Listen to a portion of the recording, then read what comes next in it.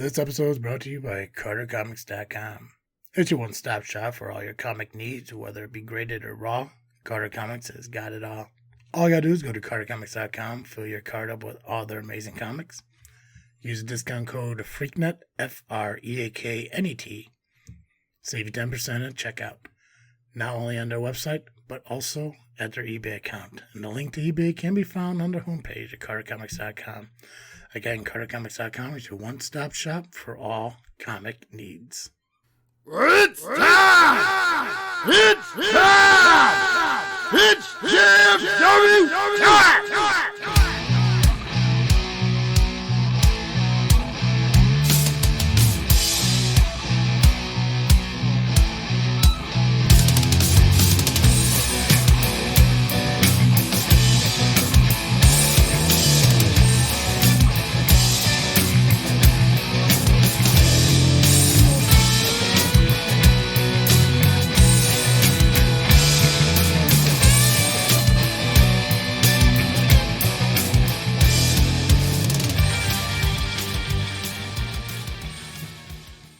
All right, guys, it's that time to get us in the ring with the greatest faction in podcast history. Jazz Freak Wrestling, the JFW Podcast, hosted by Travesty. And I am the faction slayer, Nubby, the amazing turtle. Who's your boss at, buddy? My boss. Where's your boss? That's your boss. Yeah, it's not my boss. I'm not an LIM member. I don't know who my boss is at this point. I mean, it feels like LIM is more focused on getting their posts out on Facebook than who's actually running the fucking show over there. Yeah. What is this? There we go. Oh, that's so much better. Is it the acting leader? Is it the original leader? Is it a leader we don't know about? I don't know. No one tells me shit. You know, at this point, you guys might as well just have Simp run the show. He might run it better. Yeah. Yeah, that I don't give a shit attitude, which I think is what you guys kind of need at this point. Because you get people who care a little bit too much about themselves. But he's not here. I don't want to talk about him that much. If he's not here, it is what it is. If he doesn't want to show up, he doesn't show up. He's just not showing up. Sent out the thing and not answering, not showing up. Yeah. Which is fine. It's not like we rescheduled and planned everything to accommodate him in any way. Why? No, we never did that. No, that'd be fucking weird and goofy. We're recording on Sunday evenings for our own benefit. Right. I don't want to play PlayStation right now. Fuck it. Yeah, right? I'd rather record. Yeah, of course, yeah. It's nice outside. The sun is out. I could be on the back porch. No, I don't want to do that. I'm quite all right. Why would you want to take one of your few days that you don't have to work to add work to it? Right. That'd be insane. Not many Sundays I have off for, from doing things, not just work, but things. And now I got next Sunday, I got to do a thing. And well, speaking of next Sunday, we do got IPW next Sunday, and I don't know what we're gonna do about it because usually Pacman is the one that covers that match card, so I don't know. So in advance, if I have to step in, I'll do it. I can pull it up. I didn't write nothing down this time. Usually I'll back them up, but you know what? I'm not gonna back up the top fan. Well, one of the top fans. One of the top fans, yeah. Who's a bigger top fan, him or Nani? Let's be honest. Let's ask that question. My opinion, I think Nani might be more of a top fan. And in all honesty, if you look at every fan that's out there, probably the one who's like the truest top fan of them all. See, I would say Santino. But I think the problem with defining a true top fan is a fan who's in it for the love of wrestling, not the expectation of getting something out of it. And I think Santino's been trying to get a match against God knows whoever's willing to step in the ring with him for the longest time. So maybe it is Nani. I think she's just more to be there as a support for the idols. I don't think the expectation of getting involved in the shows is really on her list like it is for a guy like Pacman or maybe even Santino. It's like even those shitbag fucking Rocket Boys are probably more top fans than fucking Pacman because it's not like they're like, oh, I want to get in here to have a 12-man tag or whatever goofy shit they wanted to fucking do or how many of them they were. And they just want to yell and hear themselves talk sometimes, which isn't a bad thing. No, you want fans who are gonna be, loud and exciting, involved in the shows and shit, which LIM fans, true fans. But when you make yourself a self-proclaimed top fan, it's like what really defines you as a top fan. Right. But I don't know. They said, yeah, Pacman not here. Usually when we don't have somebody coming in, we usually like to give each other a heads up. So we'll save IPW for the end, and we'll just pull it up on Facebook or whatever. We'll run through what's available there. But we cover IWA, we cover MCW, and I believe we're going to cover some NWA Chicago as well. Oh, yeah, definitely. Yeah, so we got that stuff, and we'll see what the time goes with us, because ever since I kind of moved shit around, I haven't quite remembered where I put my paperwork for our JFW fantasy booking. So, I have my book.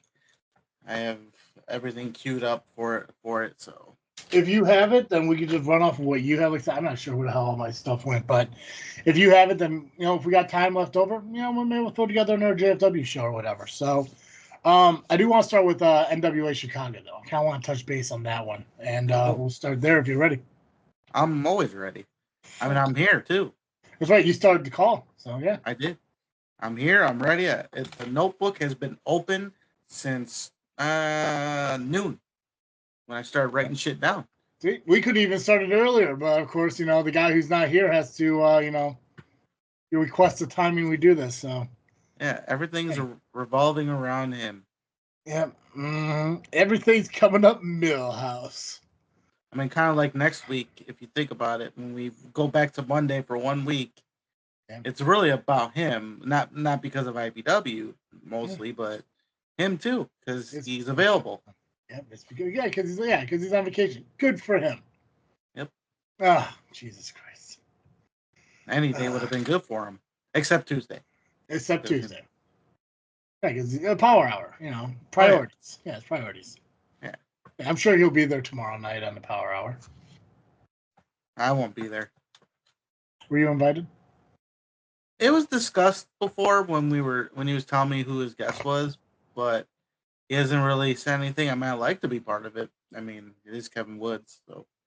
Yeah, who's Kevin Woods? I mean, I know he's a referee and stuff like that, and I remember the description that they said at the end of last week's. But from your words, who is Woods?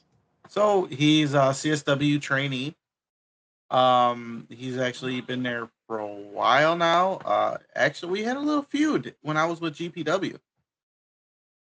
There was a GPW versus CSW, and me and him were feuding against each other. He came in, screwed over a couple of guys, and then I punched him in the face.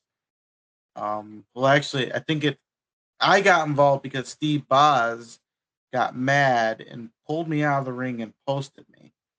So I screwed him at his own show against TJ Steele. And I don't screw people over just for the sake of it. I did it out of, spite and revenge. Otherwise, I probably would have stayed out of the whole invasion gimmick. But yeah, Boz did that, and then the whole thing started with Kevin Woods. He was brought in to screw people over, and then I punched him in the face. And then it was November of 2018 where it ended up it was supposed to be Mitch Blake against Steve Boz. But then both me and Kevin Woods went out to the ring, and we were fighting over who's going to referee the match. Yeah. So general manager Steve Aaron at the time, he took it upon himself to make it a tag match. So me and Mitch Blake versus Steve Boz and Kevin Woods, and of course I got the win. Shell shock him? Did I? No, I almost did. I missed. He threw me on the turnbuckle, went to go punch me for whatever reason. I kicked him in the face. I did a sunset flip. Yes, I did a sunset flip off the second rope. Who would have thought? Things that I used to be able to do. I get your shit in, bro. I shouldn't be doing it, but I did. I'll tell you, when I learned that move, I was scared, and I actually cried when I did it. It was shell shocking, if you will. Well, then when I did it in the match, he tried to cheat, grabbed the rope because I didn't have him all the way down yet. But then the referee took it upon himself to kick him off the ropes, which referees do. It's been done. I have, and I fell that one time. Yeah. You remember? And then it helped him. Oh, it helped him down. I won, and then I ran out of the building. I was so excited. I ran out of the building, and I guess Mitch Blake got jumped after that. But then he fought back. His significant other at the time got in and helped. So, well, the concession stand lady, we'll call her that. Well, this show does come out on Sunday evenings for the summer, so that means Steve's got 2 days to extend an invite to a fellow Freaknet Studios alum, if you will. So if he does, he does. He doesn't, well, I mean, that's on Steve. But, I mean, if you want to check out that match I described, you could either go to Steve Kenton's YouTube channel, or if you scroll about a year and a half ago on the JFW page on Facebook, I did post it there. So it was one of the matches I posted. Yeah. Or you could repost it on there again if you wanted to. I could. There's also that. I mean, that's also an option, but I mean, an option. We got options. Yeah, there's options. Yeah. I mean, that's fine. I wouldn't mind watching it. You know, I'd have to. If it's the same one that you posted back when we were doing, because we were trying to do like the Nubby matches of the week or something like that. Yeah. If it was one of those, then I do remember watching it. We gotta get more of those up there, though. Yeah, we eventually will. Since I put some matches on YouTube, on my YouTube channel, I'm just still building that. Just some IPW matches are up there, so no commentary. It's just pretty much raw, if you will. Well, we got some high voltage matches, got some Rocket Pro matches. Maybe Crash Tested if you can find those. You got a couple matches out there, right? Mm-hmm. Yeah, those are out there. Yeah, so yeah, we got options. We got matches, so you can go see them. I have my good moments. I have my bad moments, but hey, I'm out there. Wood's guest this week on the Power Hour, so make sure you check that out over on the Power Hour channel on YouTube, or obviously Steve Aaron on Facebook if you follow him there. But NWA Chicago's this week. I'm assuming maybe Steve's gonna be a part of that as well, like he was last time. But I believe he is, and I think Kevin Woods will also be there as well. Nice, awesome. Well, what matches do we got going on? So we got a whole card to list. It's NWA Chicago. Is this from Steve? No, this is actually for an NWA Chicago Facebook page. Oh, awesome. Okay, cool. I didn't know if they would post the match card on there or not. So is there an actual NWA Chicago, or is it just NWA Facebook? No, it's an NWA Chicago Facebook page. Okay, so we'll have to find that then, because I know we didn't link it onto the post on the Facebook page this week, so we'll just make sure we do that going forward. Because this is going to be monthly now for NWA in Chicago, is it? I believe it's every other month. Okay, so NWA was I feel like it was just last month. So it does feel like it, yeah. Yeah. Okay, gotcha. Hey, every other month is still fucking awesome. I think so anyway. I can't remember. I can't remember. You know what, dude, with the limited wrestling that we have in this month, it feels like there's been so much that's been so long ago, but it hasn't really been. Like I haven't been to an SCW show in over a month now, but it doesn't feel like it's been over a month because I didn't get to the Bradley Music Fest show. But It's almost a month ago, you know, and the next SCW show isn't for another month, you know, so it's this weird gap of, you know, like what wrestling, you know, is available to even see, but the stuff that we feel like we've been talking about, and especially that week we took off, everything just seems time-wise very fucking off. And actually it was May 3rd, so technically it's monthly, but I wonder if it's going to be every other month. But we don't. It just seems like it was. I mean, May 3rd is pretty long time ago. Well, yeah, that's the thing, because like you're looking at it being the beginning of the previous month, but this is the end of this month. So I mean, you're looking at almost a month and a half. So maybe it's just available at times and shit, or like when they feel like doing it. I mean, I guess we'll see going forward. But NW, and this show's on Friday. Yeah, June 28th. Okay. June 20th. Okay. The Dad Turtle's birthday. Your dad's birthday? Nice. Yep. Happy birthday. Happy birthday, you old tortoise. And he doesn't look like a turtle compared to me. He's got more hair than I do. It's pretty gray, but he's still got a whole head of hair. Oh, and they say it comes from your dad or from your mom's side, so I mean. Yeah, it is true. Everyone on my mom's side is bald, pretty much. Yeah. So I got the bald side from my mom's, but I got the shortness from my dad. I feel like I got fucked. Yeah, I got the hair from my mom's side and the height from my dad. So I mean, we're in the same boat. Yeah, but you're still tall as fuck. And I got gray hair. Yeah. Yeah, you got gray hair, but that's all stress. Oh. Stress dealing with Pacman. Oh god, yeah, it's fucking it's turning quickly. But NWA Chicago, a lighter note than my gray fucking hair is your dick. Or Pacman. Fucking Pacman. So it'll be this Friday, June the 28th. It is called Endless Summer. But the summer does end. Endless Summer. Bell time is 7:30. Doors will open roughly around 7 p.m.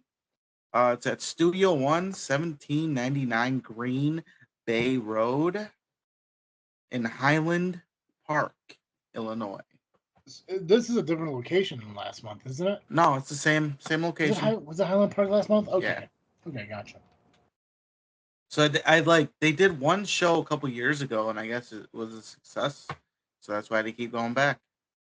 Awesome. Okay. Or was it? It might have been last year, because I think they did it for that. It was like a charity show for that Highland Park 4th of July fiasco. Tragic. Yeah. Now that you say that, does sound familiar. Yeah. Was that during the pandemic? It was I don't know. 22 was pretty much the middle of it. Gotcha. Okay. You had it was up and down, closing, not closing. 6 feet to 10 feet. All that. Yeah. God. Yeah. Okay. Yeah. All right. So the card, we got Colby Carter versus Magic Jake versus Rafael Quintero. Jordan Cross I believe this is his debut for IWA Chicago, as he takes on Brian Idol. Carson Drake will be taking on Steve Oz. Lily Pascadita will be taking on Natalia Markova and Tiffany Nieves in a triple threat match. I was looking at the flyer of the triple threat match, and it was mind fucking me, because every time I looked at Lily Pescadita, which is kind of cool because she's going by Lily La Pescadita Ruiz on NWA. Is that the same as CSW, or is it just Lily Pescadita and CSW? I think it changes off and on. Gotcha. I think it depends on the ring announcer and probably the day. But I believe NWA Chicago for sure. She's sticking with the whole name.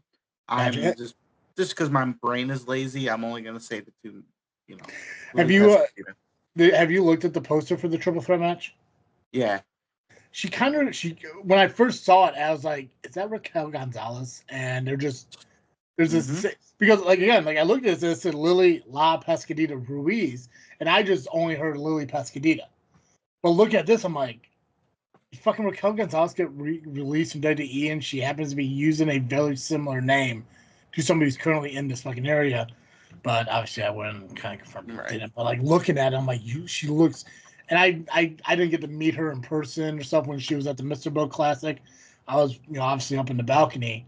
So I don't know how tall she is and all that shit. So she's a little shorter than me, I think. Okay, I mean, if anything, we're the same height. But gotcha. She looks like a fucking mini fucking Raquel Gonzalez. Fucking fantastic.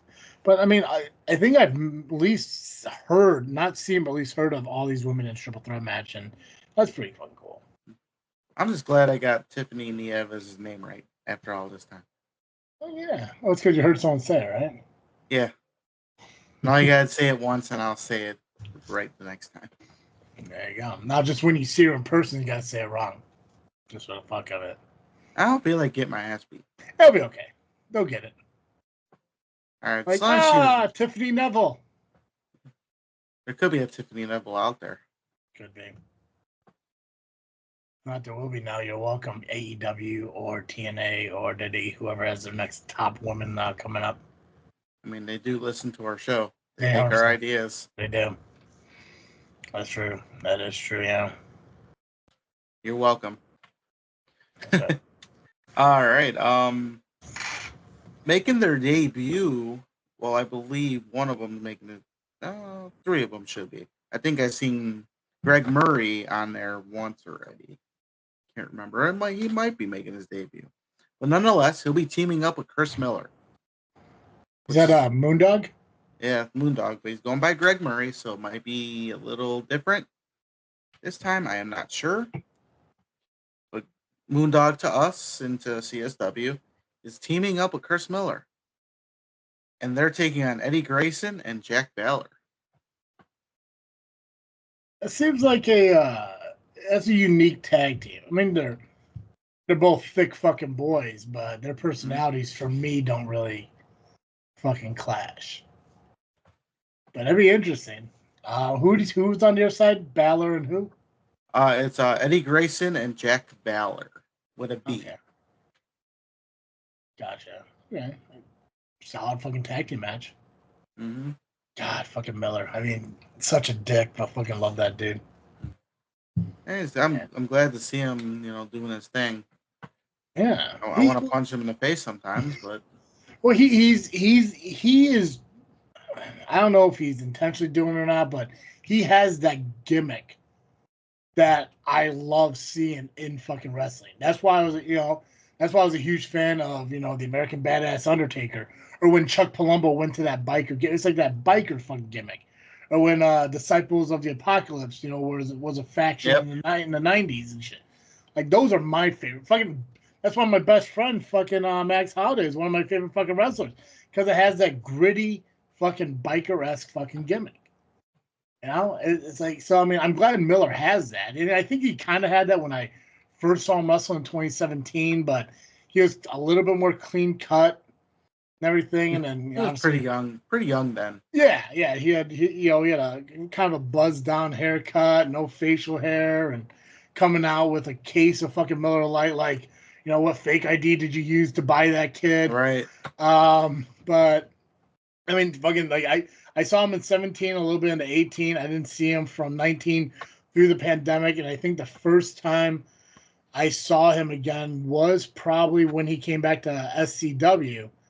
And I was like, that's not the same fucking Chris Miller. It was that fucking night with that incident with that girl. Like his friend that was there. Oh, yeah. Yeah, it was that night. So that was the first time I saw him since like 2018. And I was like, there's no way that's the same fucking Miller. And yeah, I guess it was, Yeah.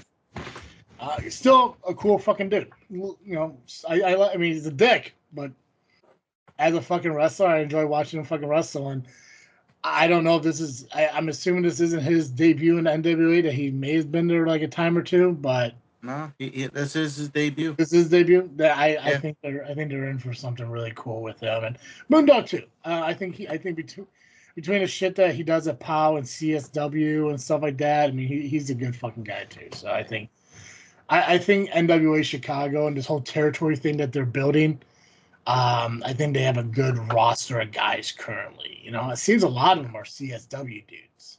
Oh yeah. Which, I mean, awesome for Boz. Yeah, Boz is I guess using his I guess, I don't know. He's the one helping them out. Yeah. Help me out, damn it. Yeah, fucking just not in fucking pinch or stripes. Well, Would you? I'd consider it. Okay, right. I would I mean, it's consider NWA Chicago, right? I mean, NWA Chicago. I'll go to TNA, right. even AEW, even though I talk shit about them, and WWE, of course. Like the bigger companies, I'll consider putting the stripes on for. Right, you got to. You know that's worth breaking a New Year's resolution for. Well, it's not really. I wouldn't say New Year's resolution. Yeah, we'll call it that. It's fine. Gotta call it something. I mean, I broke that already. Yeah, but everyone breaks at the beginning and calls a mulligan. Not the Sean kind, but you know. I mean, I wasn't in a real rep though, so it was one match. Well, why don't you? I mean, do you think about ever going to the NWA shows? I mean, I've been thinking about it. It's just the scheduling with life doesn't match up. So. I guess Fridays can be a little bit more difficult and shit. Yeah, which is weird for it to be a Friday. You know, I mean, CSW does fine with it.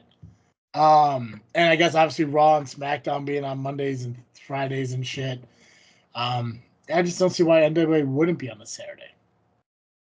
They figured those guys got indie bookings. They're trying to work around that.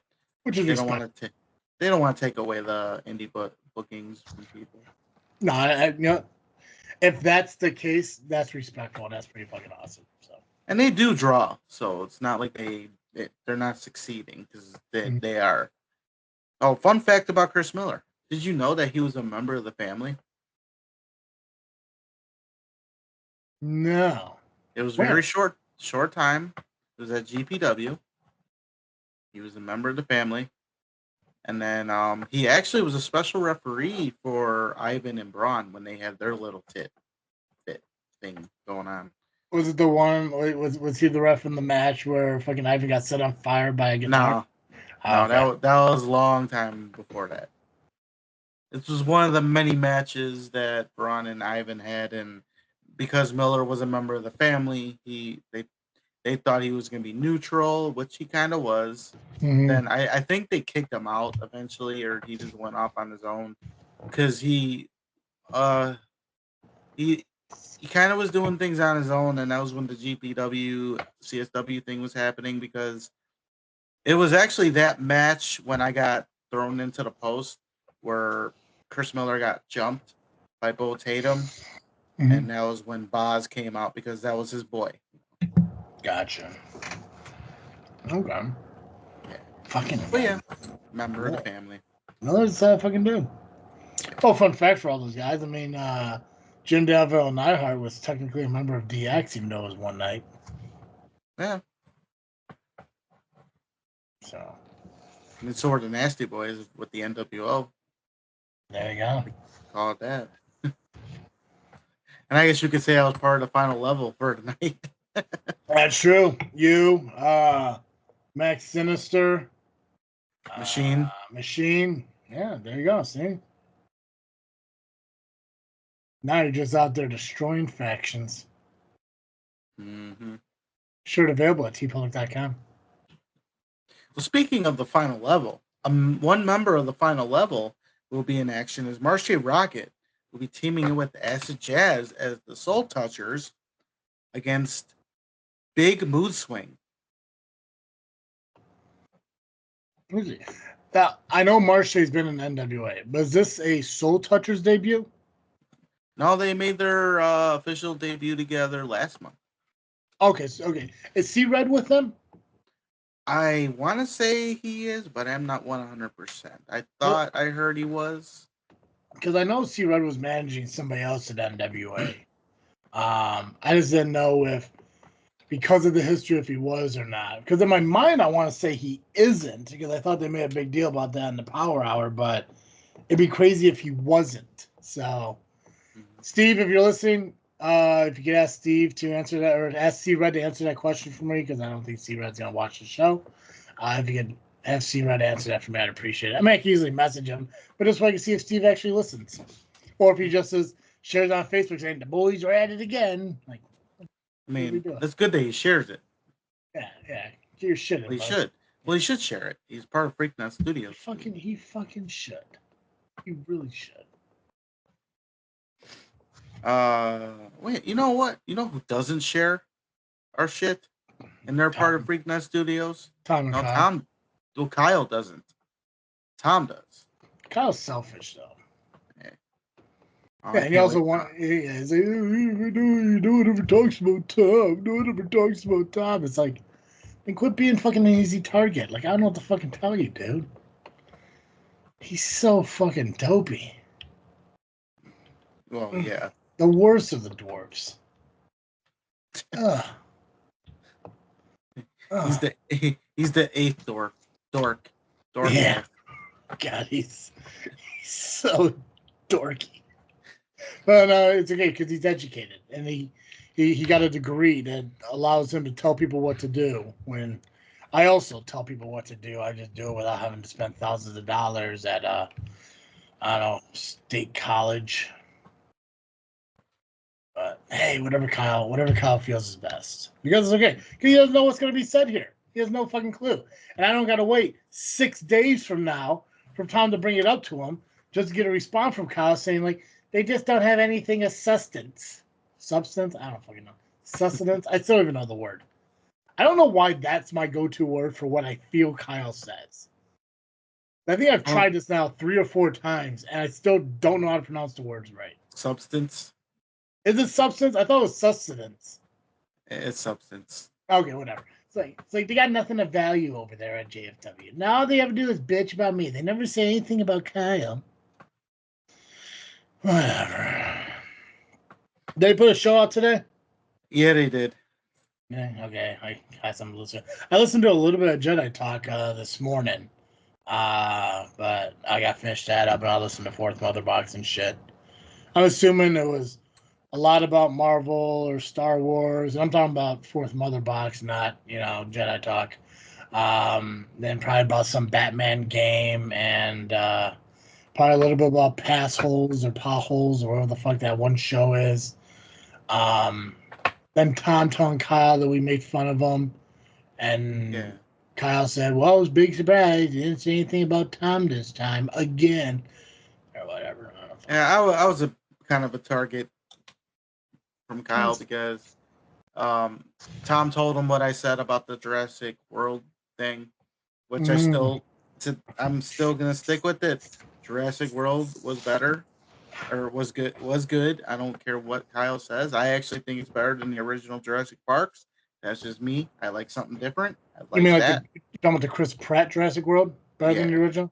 Yeah, I agree. And he's saying that the Dominion was the worst. I'm like, no, it wasn't. I think that one was the better. It was good. Too many people are giving it a hard time, but I think they're wrong. And then Kyle was talking about so he threw the whole Halloween ends at me because I said it was good. So I kind of said that trolling him. I thought it was an okay movie, but I think it would have been better if it was considered a standalone Halloween, not having to do with the whatever story they were telling. I don't like the trilogy. Is that Mike Myers? Yeah, it's that one that came out where they cut him up into pieces in the junkyard or some shit. I don't like the whole trilogy. I think it was stupid of them to even start over, kind of like. So what they did is they took the original movie, and they just cut out all the extra shit after that. Like Jamie Lloyd doesn't exist. Laurie's son doesn't exist from H2O. She has the one daughter, and then she has a child, and so pretty much all it. Laurie was obsessed with Michael Myers for 50 years because she was so traumatized and whatnot. And then she was waiting for him to leave the asylum or some shit, whatever. I thought the whole thing was stupid. I liked the movie, the first one that came out from it, but I think the whole trilogy was dumb to begin with. But I like to say Halloween Ends was good just to fuck with Kyle because he hated it. I've never seen one Michael Myers movie. So. No. I don't watch horror movies. No, Friday the 13th, never seen them. Saw one Jason movie, and that was I think the Rob Zombie one that came out in 2007. That was Michael Myers. No, it was Voorhees. No, that was Voorhees. No. Yeah. No. Yeah. No. Look it up. Rob Zombie did Jason Voorhees. Pretty sure he did. No. It was Michael Myers. Okay, whatever Voorhees Jason movie that came out in 2007, that's the only Friday the 13th I saw. I could have sworn that was Rob Zombie. It was some famous dude. Nah, it was Halloween was the first one Rob Zombie ever did. Okay, then it was definitely a Jason, because I remember watching it thinking it was stupid. I don't know why I thought it was Rob Zombie. Somebody else. It was somebody else. Hold on. Jason Voorhees. Oh, I'm pretty sure it was 2000. It was June of 2007. This is not wrestling related whatsoever, but who gives a fuck? No, it's not. But another match that's gonna happen at NWA Chicago. Yeah, keep going with that. Axel Rico will be taking on Mario Pardua. That should be a fun match. Jason Kill will be taking on Kenny Sutra. And then I assume this next match will be for the Junior Heavyweight Championship, which Joe Alonzo, the champion, will be taking on Daisy Kill, Charlie Adams, and Miles Mercer in a 4-way. And I believe it is for the Junior Heavyweight Championship. I really want to get to a fucking NWA show. NWA is just too far in Chicago for me. It's all the way up there. It is. I was kind of looking at it. I went into like Waze and stuff to kind of look at it. It is like right by the lake, right? And it's like it is not convenient. If it was like out west, I would say, yeah, that's kind of for me. I shouldn't fucking care about this Voorhees fucking movie as much as I do. Okay, yeah, I'll look it up later. It's fine. We got time. I'll look it up later because I'll take it. Awesome. So yeah, NWA is this Friday. I would go if I was you, man. I would see if you could go because you know enough people. I know that you might fucking get. I don't know if who knows if Billy Corgan's gonna be there or not, but he was there the last 2 times. Right. I assume he would be. I mean, he is the boss. Yeah, I mean, in this whole business based on people saying like, "Hey, I know a guy."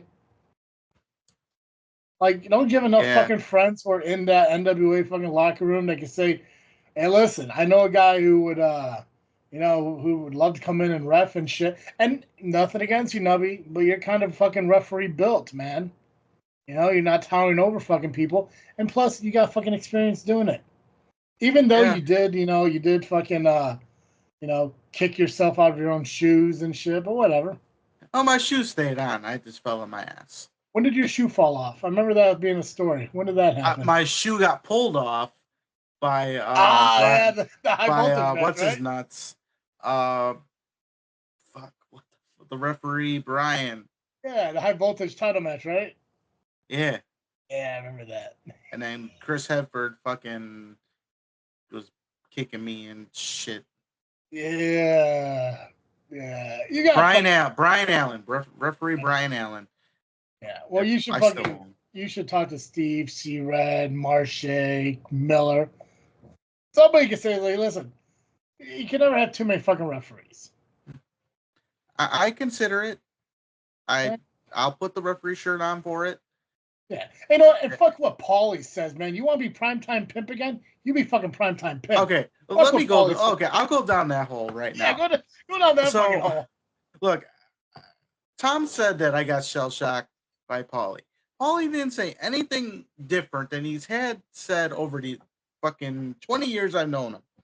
The primetime pimp thing, I have not been called that, except maybe, I think Machine calls me that sometimes. Maybe a few guys. I don't know. But it's not like I go around, saying, "Oh, call me PTP." No, I drifted away from that on purpose because I know it's ridiculous. And besides, there was primetime players on WWE at one point. And I think Michael Cole said PTP, and I marked out. But because they probably stole it from you. Yeah, they probably did. Yeah. But they were the primetime players. I was the primetime pimp, so. Yeah. And I only pimped in prime time, so. Oh, fuck what Paulie said, man. You want to fucking be that guy, you be that fucking guy. I don't need to be that guy. It's just funny how he always brings that up. That's all he's got, you know. But whatever. Yeah, you're fine. I did not get shell shocked, Tom. Go ride the teacups, would you? Go buy a dress in the Bippity Bop boutique, motherfucker. Okay. So on Saturday, see, I'll pull this up here real quick. Midwest Championship Wrestling has an event. They're calling it let's see here. Jimmy Smooth Memorial Show. It's going to be June 29th, 2024. This is going to be at the Skydive Chicago in Ottawa, Illinois. Show starts at 7 p.m. Tickets are $25. If you go onto their Facebook page, Midwest Championship Wrestling, they're the picture that kind of has the American flag in the shape of Illinois. There's a link in there that you can buy your tickets online and shit, or I'm sure you can buy them at the door too. But go onto their socials and you can find tickets there and everything. Skydive Chicago. Yeah, it's smarter though. They don't put an address on here. Okay. So the MCW Midwest Championship Wrestling founder James Stallblin. I don't know if I pronounced that right. You know him? Was I even close? Stallblin. He's always been Jimmy Smooth. Or Seymour Butts to me. So I never paid attention to his shoot last name. Well, the Jimmy Smooth Memorial Show is featuring Midwest Championship Wrestling at the Skydive Chicago in Ottawa, Illinois. It's the first annual Jimmy Smooth Memorial Rumble. 15 wrestlers will be participating in a Rumble, with the winner receiving the Jimmy Smooth Memorial Trophy to kick off our first annual Jimmy Smooth Memorial Rumble. You in this? No. God, they're missing out. Oh, and that's another thing, too. You know, when Maximus goes onto the LIM page, and first off, Pax, if you're going to have authority, don't fucking call a guy boss when he's fucking belittling you. It just doesn't fucking work. But I also don't believe Maximus or Ryan got a bigger pop at the season finale than you did. I'm sorry. I'm going to call bullshit on it. I don't think I've ever heard a bigger pop. I don't think I've ever heard Maximus get a bigger pop than his fucking mother in any of the matches she was fucking in. And no disrespect to the fucking, Shane McMahon of Rocket Pro Wrestling. I don't believe he got a bigger fucking pop than you did that fucking night. So, and also, when somebody has to say, like, you don't hear me bragging about this or this or this, when you have a list of your accomplishments and your achievements and shit you're proud of at the ready, it's shit you constantly think about. So, do better. And another thing, I guess I could bring it up since we're on Maximus. Fuck yeah, bring it up. You know how he said that, he can ban Pacman? Yeah, he won't. Can't. No. Because, when I hired Pacman, I kind of have a protection clause on him. Oh, yeah. I'm kind of regretting it at this point, but he can't. He's got a 2-season contract right now. Yeah, he can't be touched at this point. Yeah. Well, but hopefully he doesn't hear it as part of the podcast and gets a big head.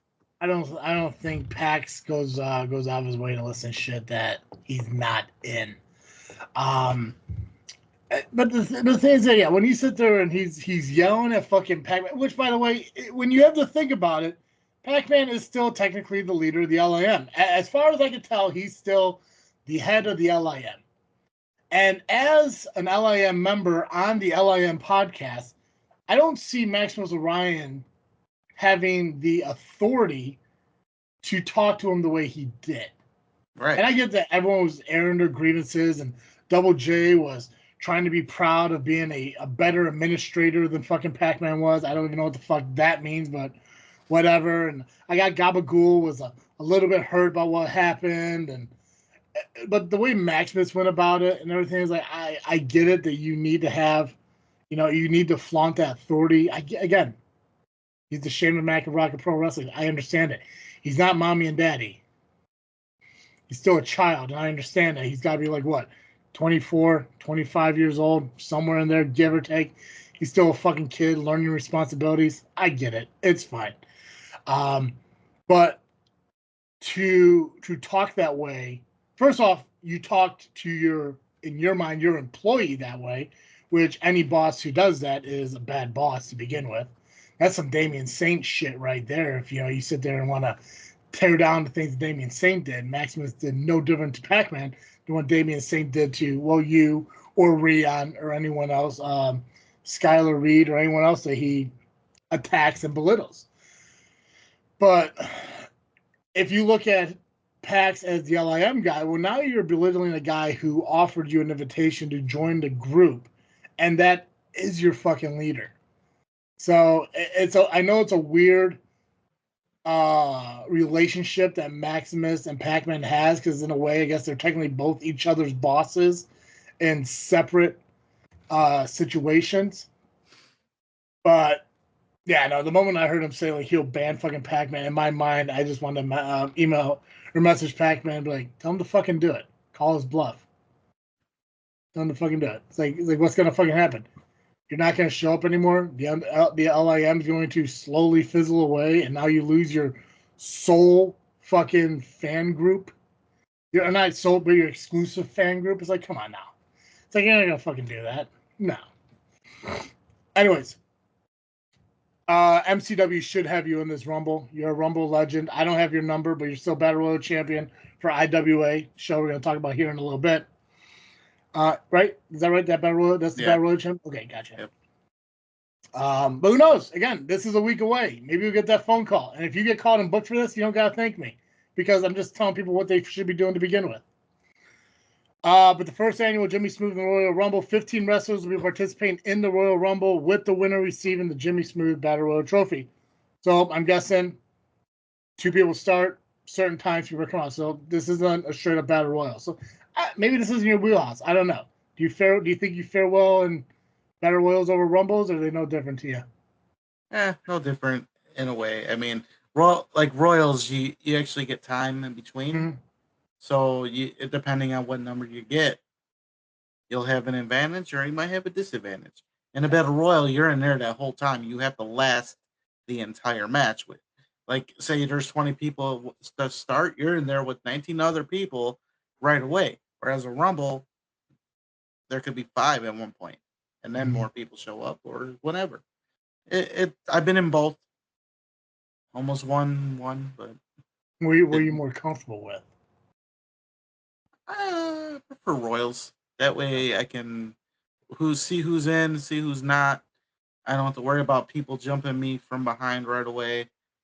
Some people will be tired by the time I get in. So unless I'm number 1, then I got to deal with it. Gotcha. As of right now, the only additional information I do have, and I don't know if there'll be more matches outside of these, but MCW is going to continue their United States Championship tournament that night. And the way this stuff was verbalized, I don't know if these are all tournament matches, but I'm going off the assumption they are.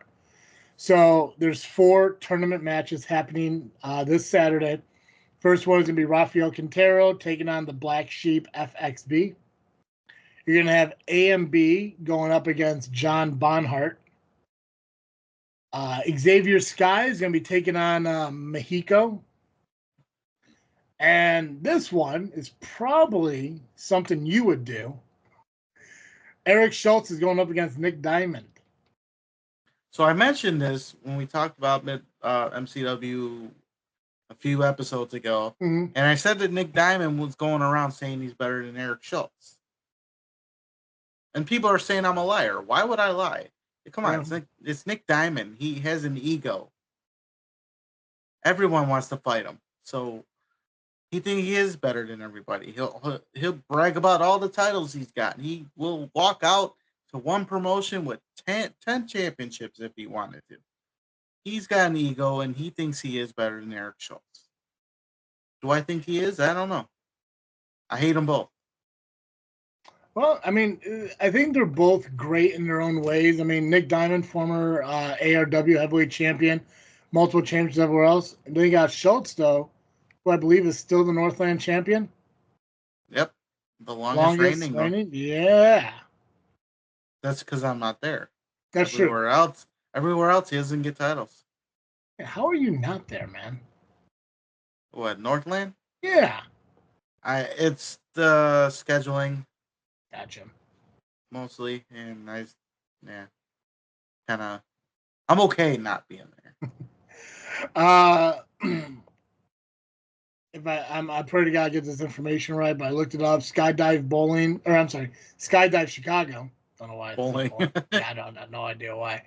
Skydive Chicago is at 3215 East 1969th Road in Ottawa, Illinois.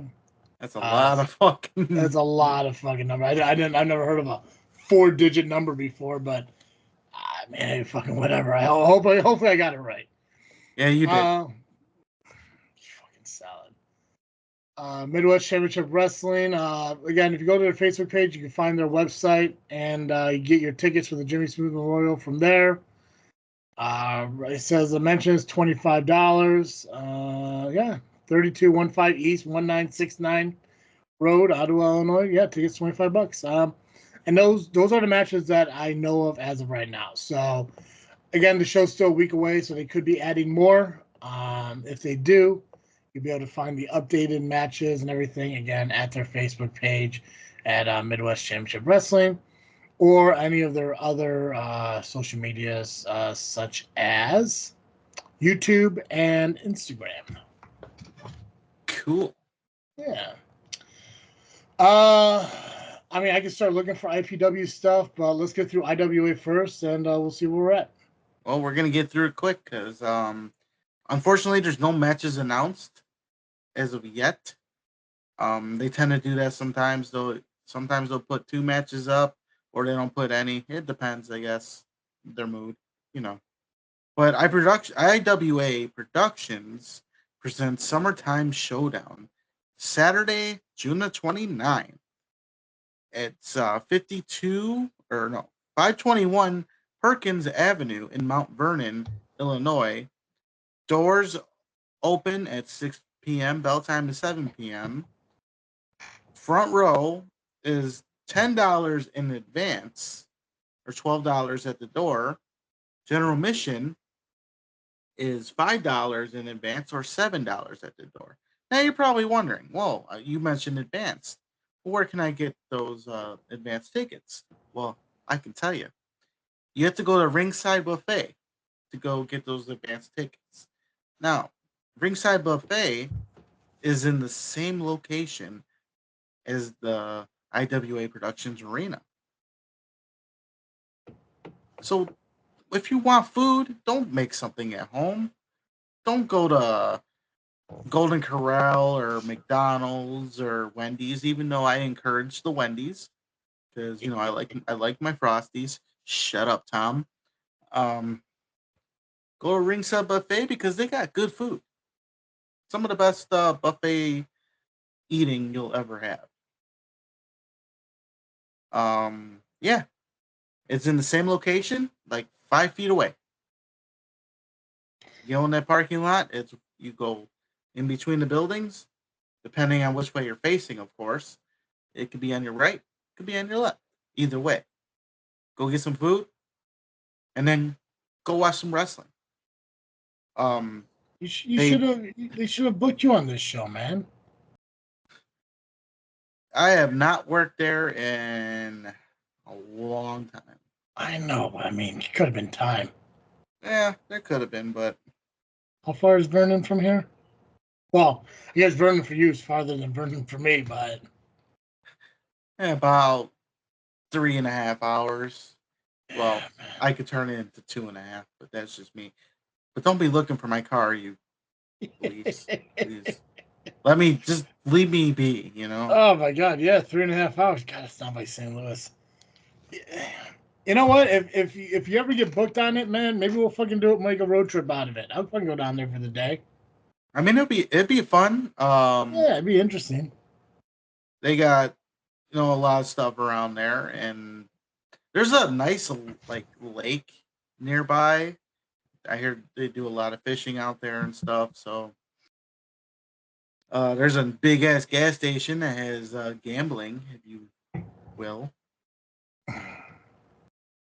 Hotels are over there. I hear they're cheap out there, but that ringside buffet, good ass food. I would be down there for your match and the ringside buffet. Because I don't even know if the buffets even exist anywhere else anymore because I never see them. And just the only ones I hear about are Golden Corral and maybe those China buffets. Oh, God, I gotta go for a good China buffet right about now. There used to be one right by me. It was literally walking distance, but then turned into some other thing. And I guess it's still a buffet, but it's not something I would eat. So, Gotcha. IWA's Saturday, right? Yeah. yeah, Saturday. Yeah. So if you live, I don't know, what the fucking midpoint? If you live fucking Springfield South, go to IWA, and if you live Springfield North, go to MCW. Yeah, fuck it. That's good center point. I don't know what Springfield's really center of the fucking state. I don't fucking know. I don't know. But where was it again, if you want to give the address one more time? It's 521 Perkins Avenue in Mount Vernon, Illinois. Doors open at 6 p.m. Bell time is 7 p.m. Front row is $10 in advance, $12 at the door. General admission is $5 in advance, $7 at the door, not door. And you can get those advance tickets at the ringside buffet. And be sure to tell them that Turtle sent you. Yes. If they remember me, then cool. I'm sure they do. I'm sure. I mean, I don't know if they know that we're doing this for them on here. I don't know what you want to do about IPW. I mean, I can go and look. I mean, that was my original, segment. Yeah, but there's obligations that fucking people are supposed to fucking honor, and I get that his attitude changed, and but I went out of my way to hire him at Rocket Pro.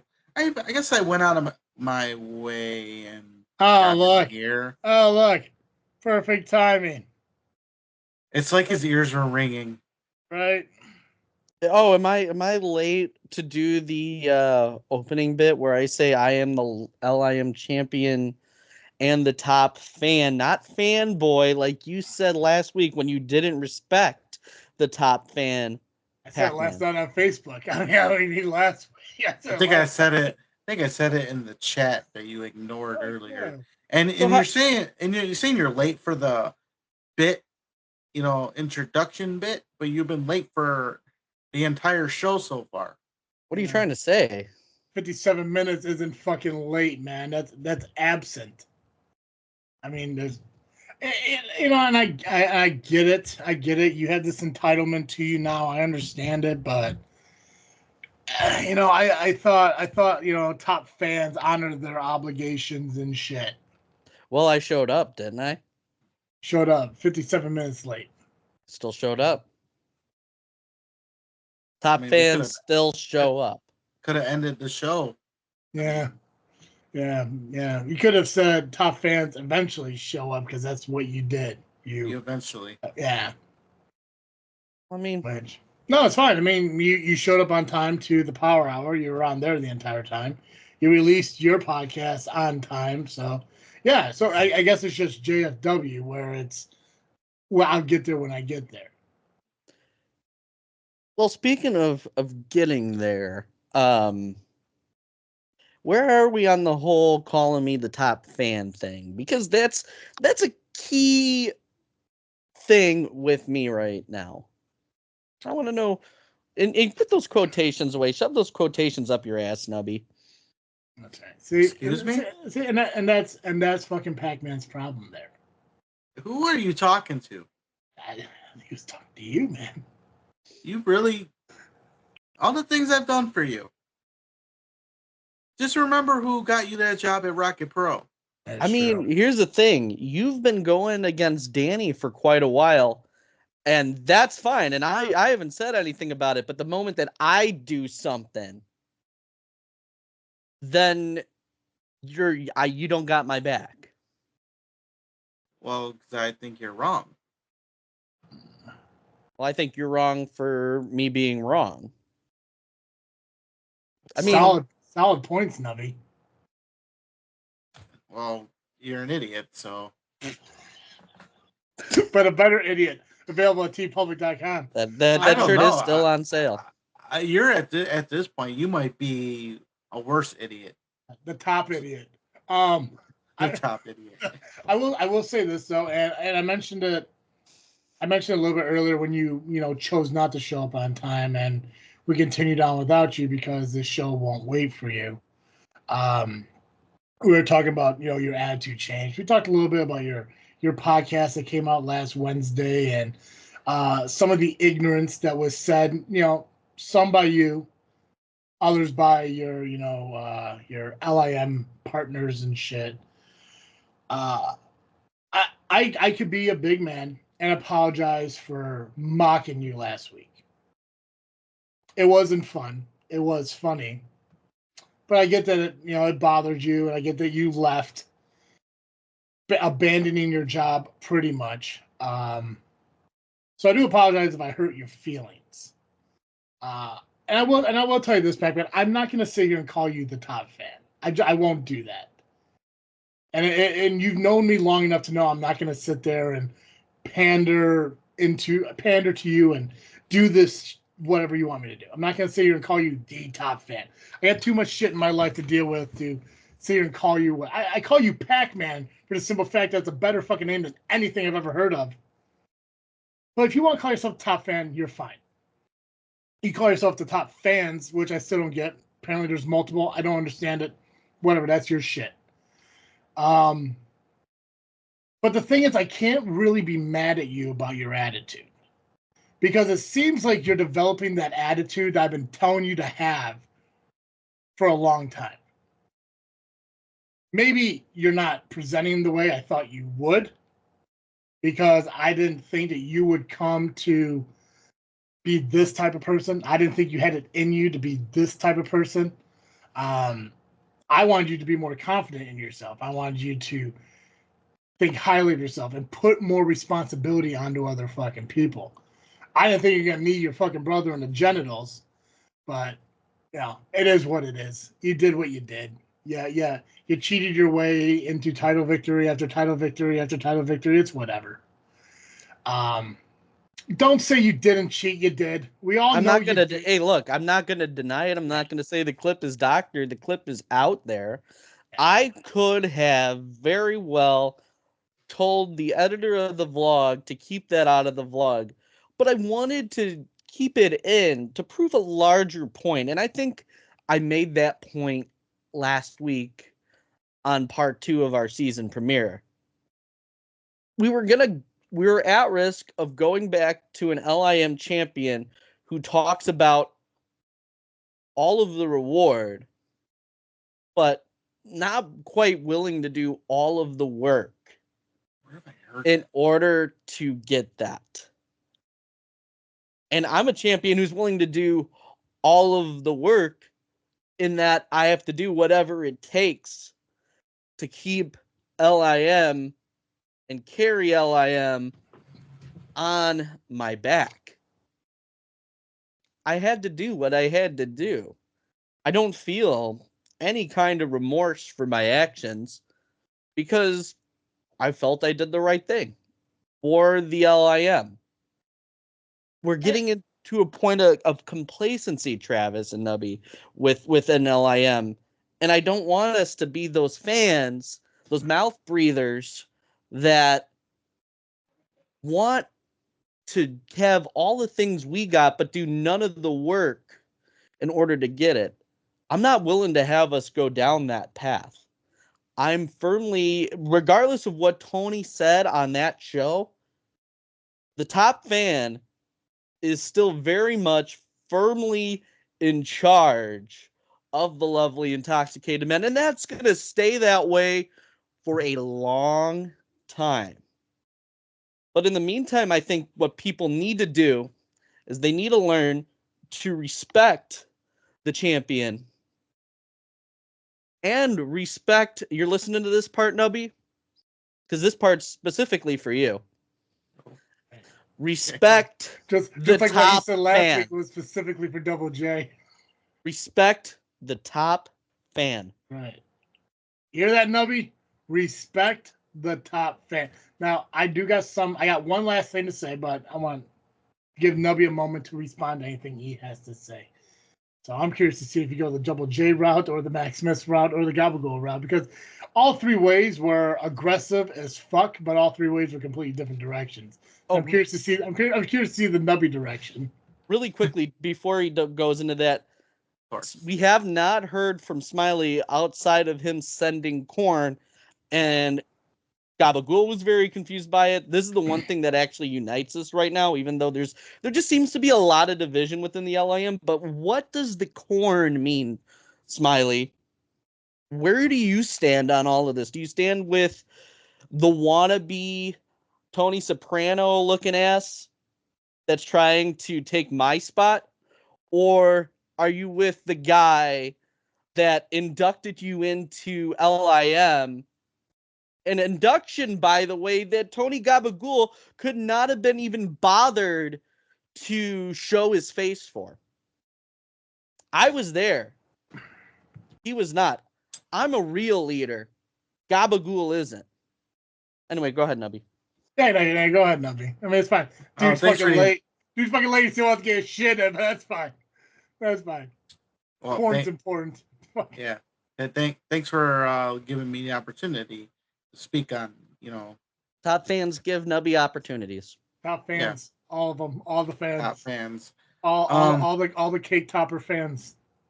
I mean, I don't think I need to go into belittling you. I don't have to. They did it for me. There's some things that Maximus said he might be wrong about, but I won't go and get into that because I don't need you to know what I said earlier. That's right. Should have been here. Should have been here. I'll just listen to it later. I'll listen to it later. It's fine. But you weren't. Wait, you weren't part of it. So you weren't on it. Yeah. Why listen? You weren't here. Everyone knows you only listen to certain parts that you're part of. Do top fans listen to podcasts they're not on? I mean, really? Top fans listen to JFW because if I weren't to listen to JFW, you would have had to tell me to go fuck myself. And Travis, now that I'm seeing that where you and I are thinking on a similar wavelength, I forgive you as well, and you and I are good. Did you say? Wait, I'm sorry. Did you say you forgive me? Yeah, I do. I do forgive you. For what? I forgive you for the way you acted last week towards me, the disrespect you showed me. But it's clear that even though you're not willing to call me the top fan, which that's your prerogative, that is your prerogative, but you see my point. So top fans backtrack, huh? Here's the thing, Pacman, and I'm going to do this in a way that nobody else has done it yet. I'm not going to attack you for your employment like Double J. And I'm not going to attack you based on friendship like Gabagool. And I'm not even going to attack you like you're a subordinate like fucking Maximus did. I'm going to tell you straight up why I'm not going to call you the top fan. And if you are as smart as you're claiming to be, you'll understand this. I'm not an LIM member. You're not my leader. I do not work for you. You're not my boss. You do not work for me. I'm not your boss. We are co-hosts on a podcast. I owe you nothing. You're not a leader of anything that I'm associated with. Freaknet Studios is me. You don't run Freaknet Studios, so I don't have to go say sir to you. The guys who follow you in LIM, if they want to call you the top fan, then so be it. If you want that admiration from those below you that look up to you, then so be it. I won't mock you as a respect thing for you. Like I said, what I did last week. Last week was no different than any other show that we ever been on. But I get your attitude's a little bit fucking different. And if you take things a little more personal, I will work on fixing that. But the show's not going to change what it is. But because you don't like the whole fanboy thing, I'll ease up on it. Yeah, he'll tell you twice instead of 3 times. Right. I'll take that. I'll take that. But I'm not going to call you top fan because I don't have to sit here and ponder to you, man. I've done this show for going on, just 7 years now. And people have come and go all the fucking time. And I'm not going to fucking bow to you and, kiss the fucking ring because I don't have to. We're here as a collective. We're here as a unit. Now, over at the Lovely Intoxicated Podcast, if you want to tell them to do it, and if they choose to do it or not, well, that's on them. But like I said, you kind of say yourself, we're kind of on the same wavelength and shit like that. And that's why I kind of get a little bit of what you're doing. I could respect a lot of it. The mouth breathing thing's fucking funny. Sounds like something I would say. I probably called somebody a mouth breather at one point in my fucking life. I 100% agree with the fact that you said that people want the fucking reward without the work. That's a brilliant fucking statement. I wonder who said that. Who fucking knows? Probably some genius somewhere. Don't fucking know. But I've been saying that shit to you, in a sense, for years. I'm glad you finally see it. I'm glad, you're starting to realize that sometimes you gotta take shit into your own hands. It doesn't, necessarily mean kick your brother in the fucking junk, but you did your own way. Wallet. Yeah, and steal his wallet. All the content's rendered. You made that clear. Nothing was taken out of it. The wallet was just taken. I have my own money. Why would I need Danny's money? Exactly. So I'm a good brother for that, I think. But you didn't buy him any beer. I didn't buy him any beer. But it's fine because you retained your title. Your operation, or not yours, Gabagool's operation fucking Rock Bottom or Island Rock or whatever the fuck that. Or Crazy Rock? Crazy Rock. Yeah, Operation Crazy Rock didn't go through because you had some weirdo who, I don't know who the fuck puts Malort in a fucking fridge, but whatever, stole fucking Thomas? Yeah, who the fuck looks in a fucking fridge for Malort? I'll never fucking understand it. Because the only time I've ever had Malort, it was pulled out of a fucking moldy old fucking tree trunk of what it was made out of. But here's what I'm willing to say about Thomas Foolery. He is a very, very eccentric individual. We inadvertently crashed his podcast, Boners Brews, on the episode 4 Spectacular. And they were using our room. And he's got a charm and a charisma to him. But the one thing that I learned about him is he trains champions. It's something he does. He might know how to train your dragon, but that's neither here nor there. Fucking lunatic looking in the freezer for Malort. I don't fucking know. I mean, he's got a very eccentric taste in his liquors, and Thomas Foolery is going to be the key to how to make sure that I solidify myself as LIM champion, as the top fan. Mm-hmm. He's going to be my insurance policy to make sure that the LIM doesn't fall into obscurity in the way that I feel we almost were. Yeah. He's going to help me. Which is smart, and I'll give you credit for that too. Finding alliances is an intelligent thing to do. Because what you have done right now is alienate everyone in the LIM. Perception is. I'm not going to say it because we don't know. Because we don't know where fucking Bill Shelley stands. We don't know where Chet's hot fucking daughter stands. We don't know where Chet stands. We have no idea where fucking Giggle stands. Who knows how Nick feels about all this shit? Captain Dave, no fucking clue. We know about 5. Perception of 5 fucking people. Yeah, that's right. Top fans mute trains. We know Nubby's feelings. We know Double J's feelings, Gabagool feelings, and Maximus Orion's feelings. fucking haven't really heard of Simp. Don't know what Simp stand is on it. So there's a lot of people in the LIM that we don't know. Okay. What the fuck is what? Ghost or human? Where are we at? That was my aunt. Oh. Excellent. That's the first time that's happened. I didn't know what the hell was going on. I just saw the door shut after that. I'm like, what the? Anyways. So we don't know what the LIM is fucking doing. I mean, like you said, like, who knows who is on Gabagool's side and who's on Pacman's side? I'm sure we'll find out as time goes on. Right now, nobody has sided with Pacman inside the LIM. So I'm curious to see how that progresses forward. I mean, So I think that's unanimous, right? If you think about it. But it's only 5 people we've heard from. 4 people we've heard from. There's so many other members that we don't know yet. I mean, he's getting support from fucking White Girl Wasted and fucking Malort Fridge Boy and shit who steals That men's don't count. clothing. None of that counts. See, that's it. So it's interesting. So it's outside help that's somehow benefiting the LIM championship.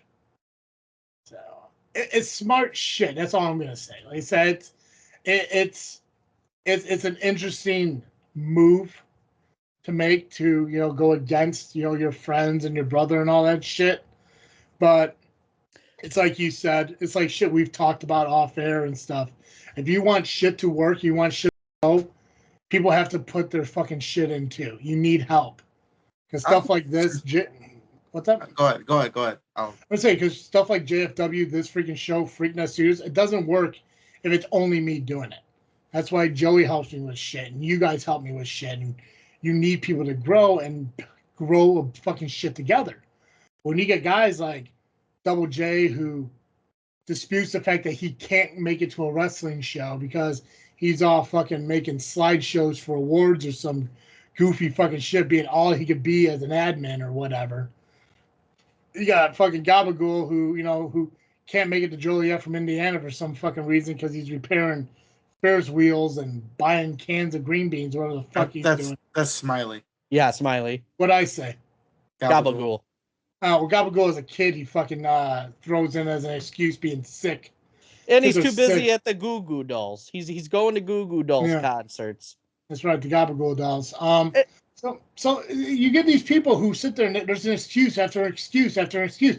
Danny has his band fucking practice. Like, okay, cool. So you're able to make it to Lamont for fucking a band show, but you can't make it to Joliet for a wrestling show? Everyone has a fucking excuse. And that's all, and that's understandable because I understand that shit comes up and shit does happen. But there's very little effort in sharing a post or making a video and stuff. And I can understand where talking with you, how time after time after time you try to get these guys to do this shit and they're not willing to do the work, but they'll sit there with you as LIM members getting the recognition. Fucking Dizzle J can't make every fucking show, but he's sure as hell there when he gets to walk down the aisle with fucking Chet Gunderson. And Danny can't make it every fucking time, but yeah, he could be in fucking promo videos with fucking Joey Roth or coming down with fucking Chet Gunderson. So when they know they're going to be involved in something because of the LIM, well, they can make the fucking shows. But they're just going to fucking be fanboys in the fucking audience and shit. I'm sorry, I got a fucking prior engagement I got to go to. But hey, still make sure when you do the LIM stuff, you throw me in the fucking intro and shit. So. And I'm gonna bounce off of that because you said something earlier about me going against the LIM, and I would say that's far from the truth because I want the LIM to thrive. I want the LIM to succeed. I want my friends to thrive. By cheating this to thing keep we've your built.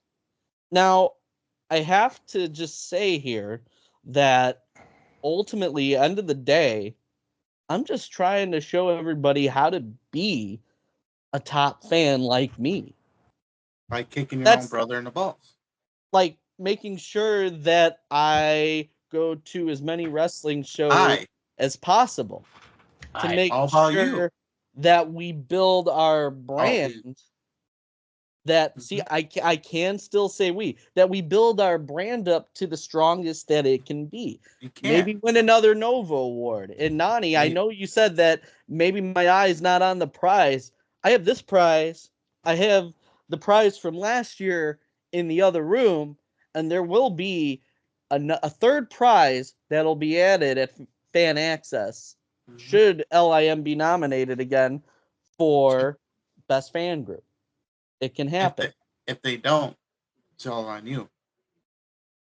Well, I dispute that. But we know LIM's going to win the fucking award because there's no other fucking fan groups. Yeah, they win by default.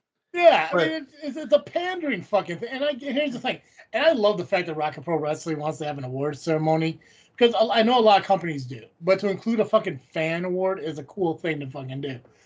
It's fucking pandering, though, because you could throw a white girl wasted in there with one fucking member who's a dude, by the way. And then you get the Rocket Boys who haven't been there all fucking year. They are AWOL. Yeah. Well, they're a-holes, but whatever. Not top fans. I'm just going to say that. They're not. No, they're not. No, they're not. They're not top fucking anything. They're bottom bunks at fucking prisons. They're not even on the top of the bunks there. Well, they have more room to do activities at the very That's true. Fucking the Idols. There's one member who fucking shows up. No one else fucking does. Not the skinny fucking dude. Not that fucking monstrous fucking dude. Not the girl who fucking apparently never came out of Victorian times. None of them ever fucking show up. So how can you sit there and fucking what the Aaron Stoners? Who's the fucking who's the guy that has that briefcase? Who's the briefcase guy at Rocket Pro? Case guy. He's the one that named your fucking group. Gunner. Well, Gunner doesn't have the briefcase anymore, but he did. Okay, well, he did. So, but there's that Gunner Brave section or whatever. I mean, there's all these fucking fan groups, apparently, but none of them is fucking recognized ever through Rocket Pro Wrestling except the Idols or the Idolizers and LIM. Who? It's mostly LIM. It's all LIM. So there's no doubt you're gonna fucking win, but it's not gonna be. It's not. And to say it's all Pacman, like Pacman keeps saying, because he's calling himself the top fan, it's the LIM making the noise together, not just you, Pacman. But that's the thing, and that's where it's hard to dispute because I don't think that the award is won without Pacman. And here's the thing too, is like, and even if Pacman left, like fucking like at this very moment, got off to because it wouldn't surprise me if he fucking did, and just fucking left, and didn't come back until next fucking June, missed the entire Rocket Pro fucking season, didn't show up, didn't promote anything, didn't fucking show up on anything, nothing. LIM would still fucking win, but it's because it was already built into, because of the work that Pacman's done. And I don't want to take away from anything else, because other guys fucking bust their asses. Promoting LIM and doing LIM shit and having all these fucking vlogs. I mean, they do their part. But I don't think they did as much as fucking Pacman. Maybe they didn't, and maybe Pacman is maybe showing his true leadership by doing work. You just don't kick somebody in the dick. That's the problem. That's the biggest fucking problem. So you kick your brother in the dick. It did, yeah. There's times where I want to, just because of the shit he said and being the same guy. He deserves to be. Yeah. He deserves to be kicked in the dick for being the Saint guy.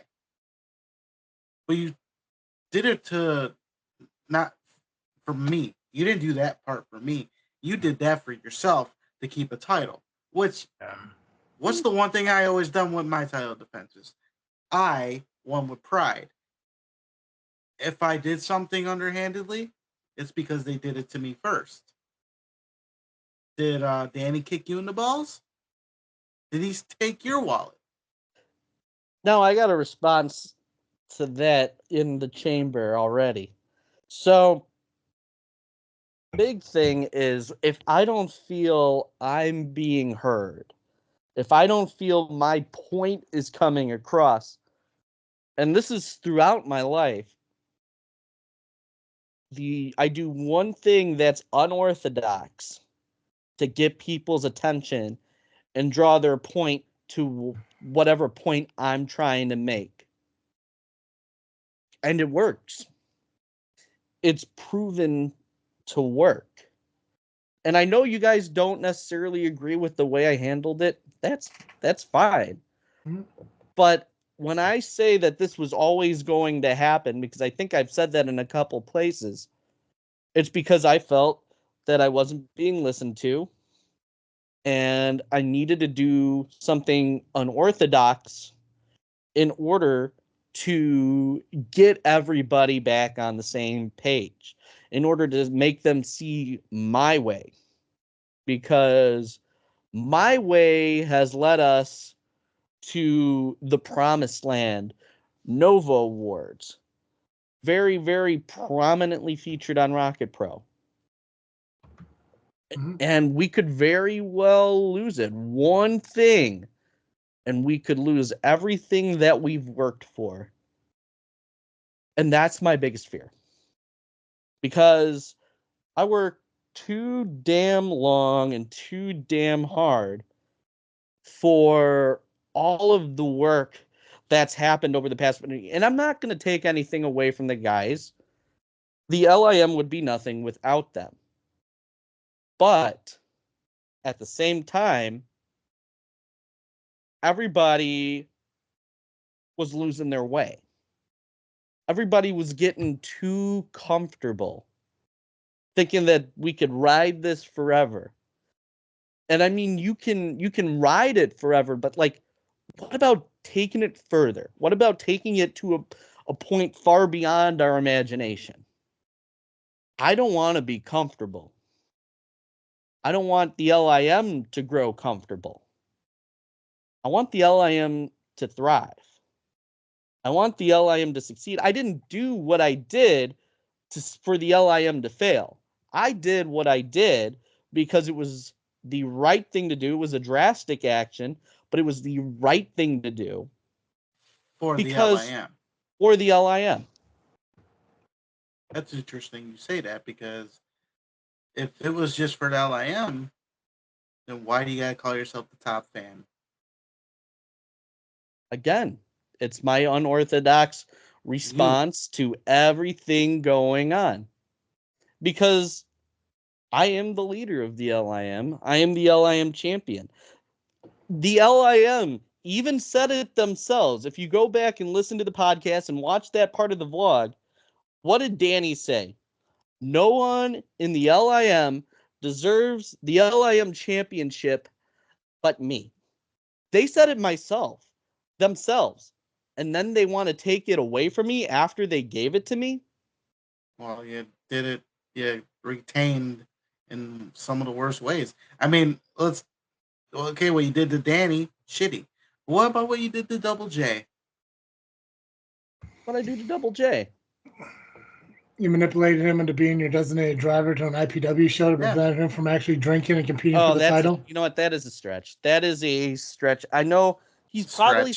It is. I mean, I would have loved to have driven to that show, but my car was not available, and we still wanted to go. And he offered to drive. Then why did you defend the title? Because I promised it to him. Because I'm a fighting champion. But you knew. Yeah, you could have postponed the title defense. You could have postponed it, but you didn't. You took advantage of the situation. He still wanted to go for it. And as a fighting champion, I was happy to give him that shot. But this was well before I even started having these thoughts in my head. You took advantage of them. You can't. But I wasn't thinking. I didn't see the bigger picture at that point. I wasn't doing it to fuck Double J. I was doing it because as a fighting champion who promised him a title defense at the next IPW show, I keep my word. Top fans keep their word. We could have very well postponed it. I would have had my reason to. I had no problem defending it as long as he had no problem taking me on for it. You said something very intriguing. Travis, did he not say that during the Double J thing that he didn't have this attitude then? Right?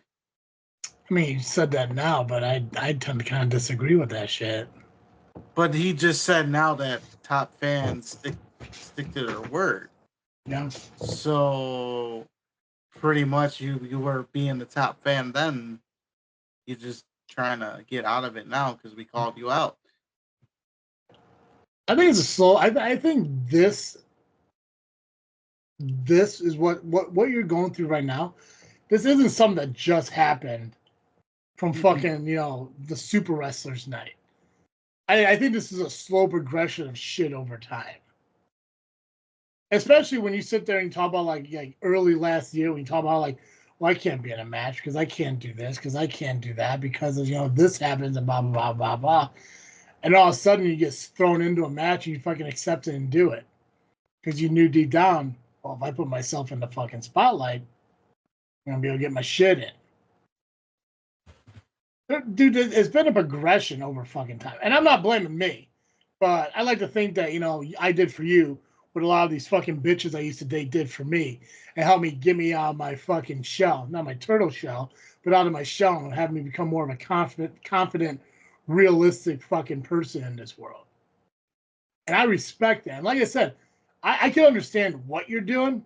The way you're going about it, though, a little bit fucking too much if you still want to try to maintain a friendship with the likes of Double J and Gabagool, or even try to have these family values that I know your fucking parents, appreciate after you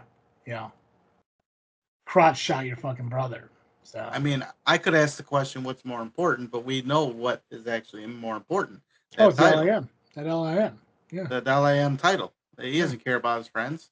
Because if he did, he wouldn't have done what he did to his brother. I mean, yeah. If he did, what's going to happen? Yeah. What's going to happen if we did it for the title? What if I challenge you for the title? What are you going to do? You say no. He's not going to challenge you for that title. No, he ain't got the balls to face me for that title. Because there's no way he can manipulate you in order to retain that fucking title. No, I can't be manipulated. Fuck no. He's got to go straight up or he doesn't do it. He do it. He did kind of manipulate you into joining the LIM, though. I mean, he did do that. I mean, that's a stretch. I still feel he did it just to fucking piss me off, but I mean, at the same time, you deserve to be recognized regardless of what group it is and shit. But the one thing you did say, and you could prove it right now, is that you keep your word and you honor your commitments. IPW still needs to be talked about, and that is for show. Do you have the information for that?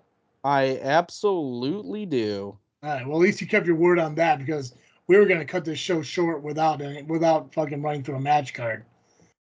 Luckily, you decided to honor your obligations and show up eventually. I am on that match card, so I should be acknowledged. That's right. That is true. As Top Turtle, he should be fucking acknowledged. We got IPW. Titty. TT. Top Turtle. That seems like gimmick infringement, but you know what? I'll let it slide for now. But we have IPW this Sunday. That would be June 30th. 30th. Perfect. Top fans mix up their dates sometimes. It's fine. Yeah. It's fine. Hey, someday, maybe in 2030, that'll be true. 2030. Yeah. Let's talk about the IPW show that's 6 years from now. Let's do it. Yeah, let's see what's going on. It's at 22341 Governor's Highway in Richton Park, Illinois, 60429. Doors open at 3. Show starts at 4.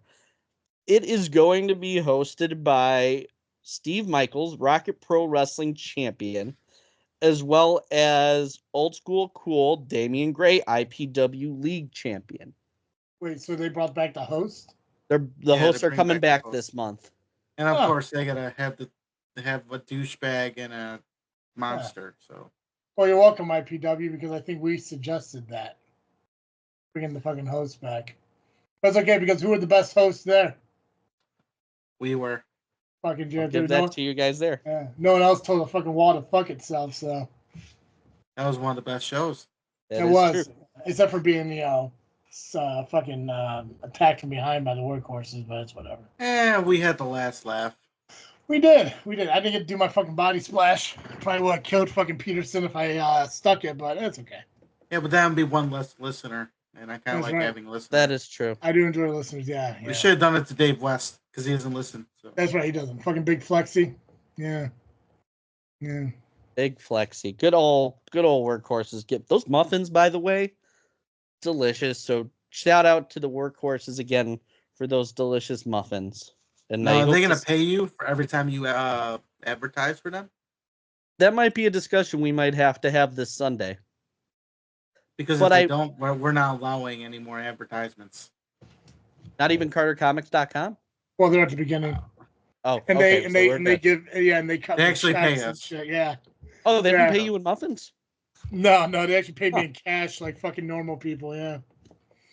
I'm gonna start I think we should start a new cryptocurrency called Muffin Coin, and it's just a picture of Dave West flexing, and like the muffins in his hand because he's that powerful and strong, and he also has a soft side that likes baked goods.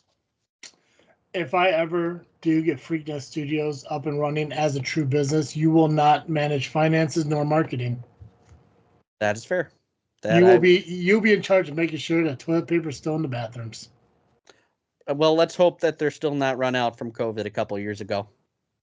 And I will say, for the record, going back to our guest host, because there's a lot of misinformation out there, pervaded by my co-host on the Power Hour, Steve Arendt, about my alleged support for the Idols, even with everything that's been going on in LIM.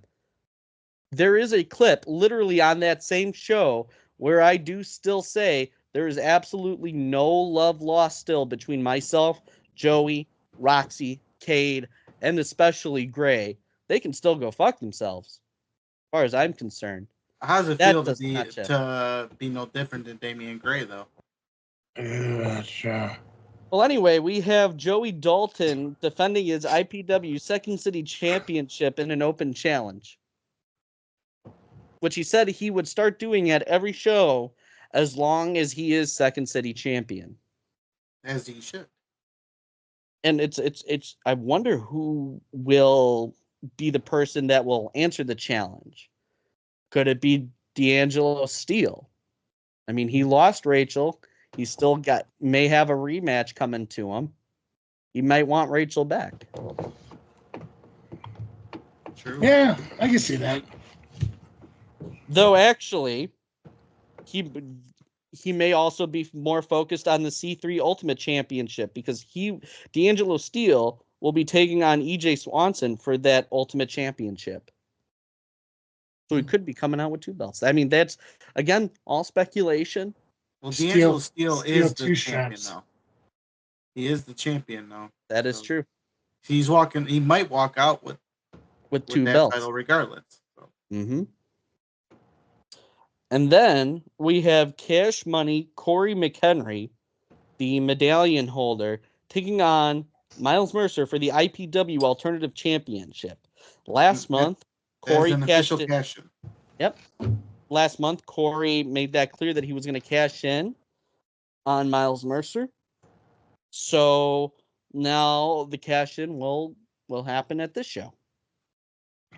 And we not only do we have the return of guest hosts on this show, we also have a League Royale to determine the number 1 contender for the league championship.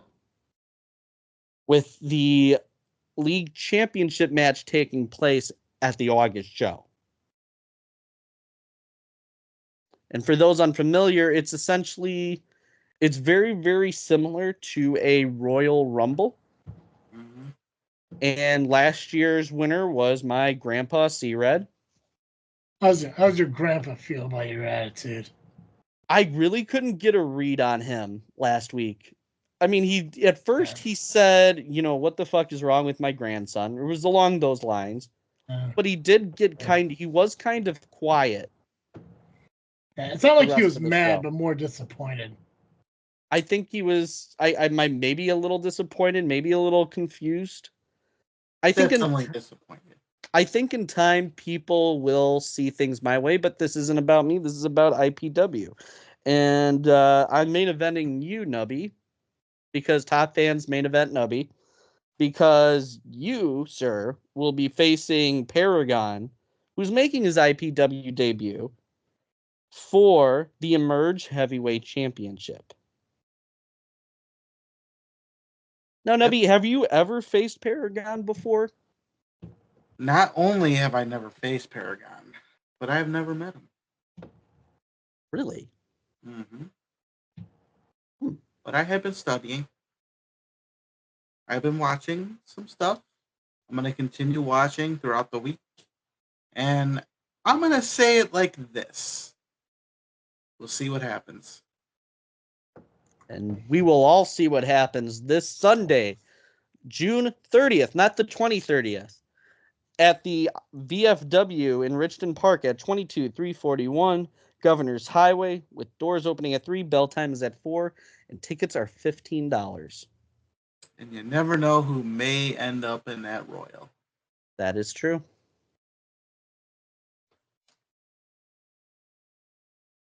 So I have done the things. You did your job. I did. Good for you. Top fans do their job. If only you showed up on time. I'm here, aren't I?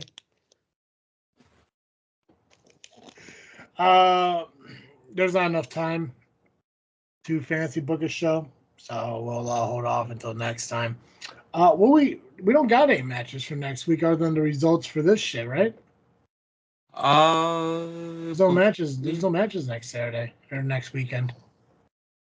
Don't think there's any shows because that's 4th of July weekend, right? Yeah. So Paul's at the end of Paul's 20th or something. The Santana Starks Memorial is that the 6th? Oh, that's right. Yes, there is that show. 7th, whatever. Does anybody have connections through there? Where we get the match cards from? I have no connections, but I'm sure something will get posted. Otherwise, what's the company name? Anarchy Pro. Yeah. This is their first. Well, it's their first show in years, but it's also going to be their final show. Yeah. Their last show, I believe, was in 2018 or 2019. 2018, I believe. Yep. I mean, I'm looking at the poster. Looks like Mike Anthony, Machine will be there. Marche, I'm seeing on here. I want to say, I'm going to show you guys this picture because I'm actually not 100% sure. Is that one of the Brothers of Funstruction right here? Yeah, maybe. Yabo. Yeah. Is that Yabo? That's what I thought it was. I'm pretty sure it's Yabo, yeah. And then there's 2 guys up on top. That's Brad Kevins. And I forgot the other dude's name. They were known as the Spot Monkeys. I did forget the other dude's name. I have not seen him in years. But yeah, I remember the team name, the Spot Monkeys. And the Enforcers are also on this show as well. Wait, so their last show was back in 2018? Mm-hmm. Yes. And I remember now because I was at Universal that time, and I watched Santana Starks post a video about it. It was a very emotional video. Kind of felt for him because Anarchy was his baby. So, well, if we can find anyone to reach out to grab any information on that one, we'll talk about it next Monday. Yeah, because I think everything else is either the 20th or the 27th or whatever the fuck those Saturdays are. So, yeah, summer is weird, but that things will start picking up again. Yeah. Anything else? We already talked about the guests for the Power Hour tomorrow, so we got that covered. Tuesday. Oh, I yeah, do Tuesday, have that's right, something. Sunday. Of course you do. I do have something. I have a response to the angriest man in the happiest place on earth. Oh, okay. Yes, I'm talking about Tom of the fourth mother box, who I don't know if the toilets were full or what have you, but he was just not happy, and he took that anger out on little old top fan me. And he said some interesting stuff. When I was driving back from my early birthday trip to sit third row for WWE last night, I listened to the fourth mother box today. And I am going to address one thing that was said on that show. And it wasn't actually said about me. I cannot respect someone who has not seen Breaking Bad or Better Call Saul, because those shows are goated. I never seen either of them. Never seen either of them. Wow. Okay. I just Yeah, I'm sorry. Guys I'm are not. breaking I'm my not a big heart fan. I'm not a big fan of drugs, but hey, you know, it's whatever. I get it. it's a terrific show. Yeah, I But get it. Yeah, there's I get it. something- You know, I assume he's maybe a fan of meth in order to fucking enjoy it. So I was going to say top fans like meth, but that I they do. not condone meth. That I'm sure But- they do. But You look close enough to Joliet. That makes sense. there was something interesting that was said, and I By It the was- way, show title. I'm just letting you know. Top fans like meth. I'm just letting you know. damn it, I walked into that one. Top fans walked into that one. But Tom said that he never challenged me for the LIM championship. Do you guys got earplugs? Because I'm going to play his rap, which will prove that's not the case. I mean, I'm ready. I'm ready to hear it. I don't need to plug anything. I'm on board 100%. I give a listen to white rappers. This most of this episode, so Shut up, Kyle. I'll just say that it's never mind. 2024. Thank you for continually listening to us and being a subscriber. I hope this year brings great things, and yeah. So take it away, Tom.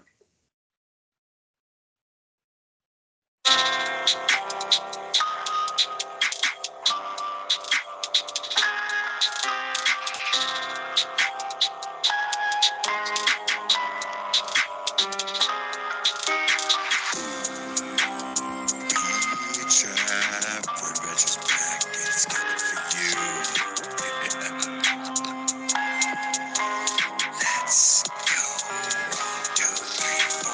Little beat trap. It talks a big game. He likes to drink from the anus and call it a day. Constant noise on in the background of JFW. I listen to a train on before anything Pat would do. You couldn't save Rion. Are you his friend? You better look out. Dizzle J has the edge. It took you 2 months to get out of Mike's shell. The Bible told me you're going straight to hell. Go plug another sponsor and fumble your words.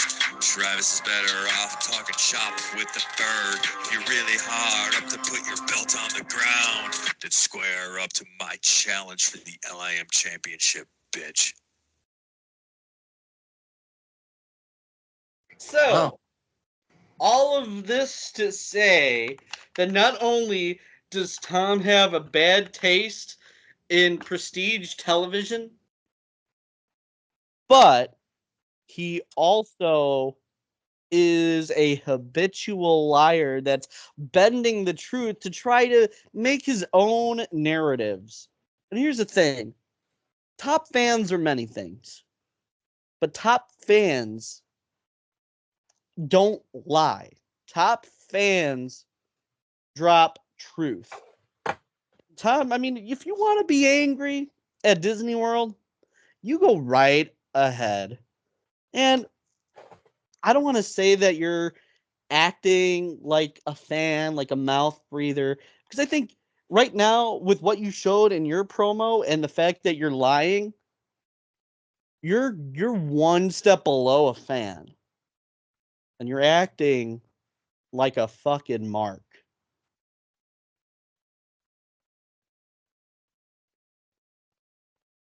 I think I've said all I need to say. I'm not going to fight a mark. No, it's not. Fans don't fight marks. You proved your point, man. You shoved it right down his fucking throat. Good for you. Right, I did. I mean, he proved it.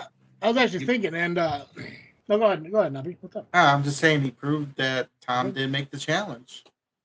So he did. Are you gonna accept the challenge? Fuck no. There we go. I was thinking, before Pacman became Pacman, an interesting challenge for him, but because of who he is now, there's no point in really talking about it because I know the answer would be no. Even though it'd be an interesting fucking publicity stunt, I guess, for not only the LIM, but also for Freaknet Studios. But I don't think top fans could really step up to such a challenge, so we can move on. You guys have anything else wrestling related you want to talk about? Nothing wrestling related. Nope, I'm good. Anything unwrestling related, Nubby, you want to talk about? Well, just one more thing to Kyle. He was talking about Six Flags and wanting to go there, but realized the prices were just like Disney, obnoxiously high and shit. And then says I have no brain because I go there all the time. I'm like, I don't go there because I want to. I go there because I keep Betty Cena happy. She's the Six Flags fan. I just go. Yeah, but I mean, why does that make you brainless that you go there? Is Tom brainless for constantly going to Disney? Well, it is Six Flags, so brainless people are always there, and not only are the customers brainless, but so are the people that work there. Yeah. Other than Disney, their amusement parks are no different than fucking Six Flags. There's rides and food and annoying ass fucking lines. It's the same shit. Yeah. Just, Disney is obviously fucking Disney, but I mean, it's no different than a fucking, it's Whole Foods and Aldi's. It's fucking food. Just one's a little bit fucking nicer, but it's all fucking food. Disney, Six Flags, Cedar Point, Ohio, they're all fucking amusement parks. Don't choke on these fucking words, man. Calm down. But they're all fucking amusement parks filled with rides and annoying fucking people. It's all the same shit. Now, for Kyle to fucking say, which, by the way, I don't understand, he constantly sounds like he's holding his fucking nose while he's talking all the time. Sounds like a white fucking Urkel. I don't get it. But it makes no sense when he sits there and says that you're dumb for fucking going to Six Flags so much. So, sounds like this a little bit. Exactly. Yeah, that's pretty spot on. I don't think that that Brad has any intelligence in him whatsoever. It's like, cool. No, dude, fucking go to Six Flags. Enjoy your fucking life. Pacman, continue to kick people in the genitals if that's what you want. But I'll keep that in mind, Travis. Yeah, and any advice, if you take any advice from me going forward, don't let fucking people talk down to you the way fucking Maximus did. Fuck that guy. You know what? Next time he threatens to fucking kick you off Rocket Pro, call his fucking bluff. Give a shit. I have a wrestling company you can throw at the back end of your fucking Facebook name instead of Rocket Pro if he wants to act like that. Fuck that guy. Fuck his entitlement. Shane O'Mac motherfucker. Fuck him. Hey, I still like the guy. He is my friend, Maximus. Yeah. He's still a good guy. It's just when he said that, let's just say there's things he doesn't know about. Yeah. And he's not going to be able to do what he said. But it's just goofy. It's like, what kind of guy's like, I love you. You're like a brother. But, yeah, I think he needs to strip his title. And then he fucking belittles you and parades you. And the confidence that I thought you were growing to felt like it died a little bit there. Yeah, you lost your edge there. That's why I don't believe you.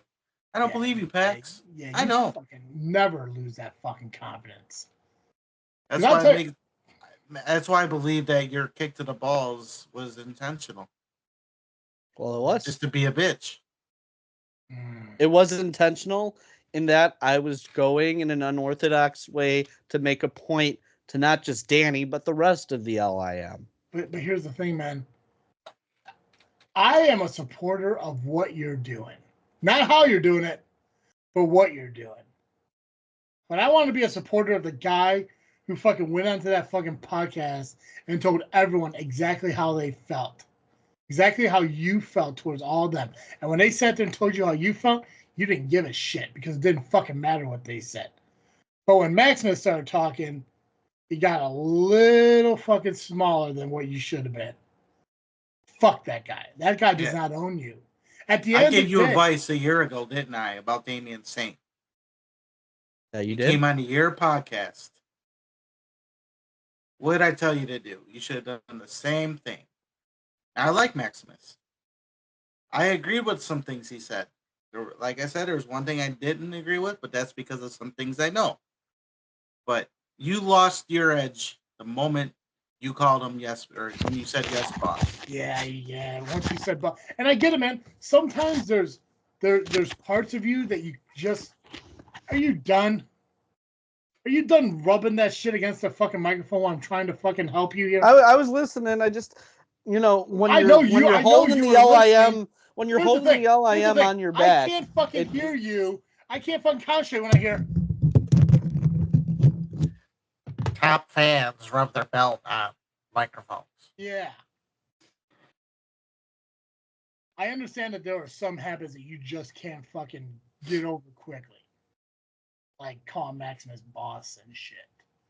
But when you look at it at the end of the fucking day and really let this sink in to what you're fucking trying to do here, you don't need Rocket Pro Wrestling anymore.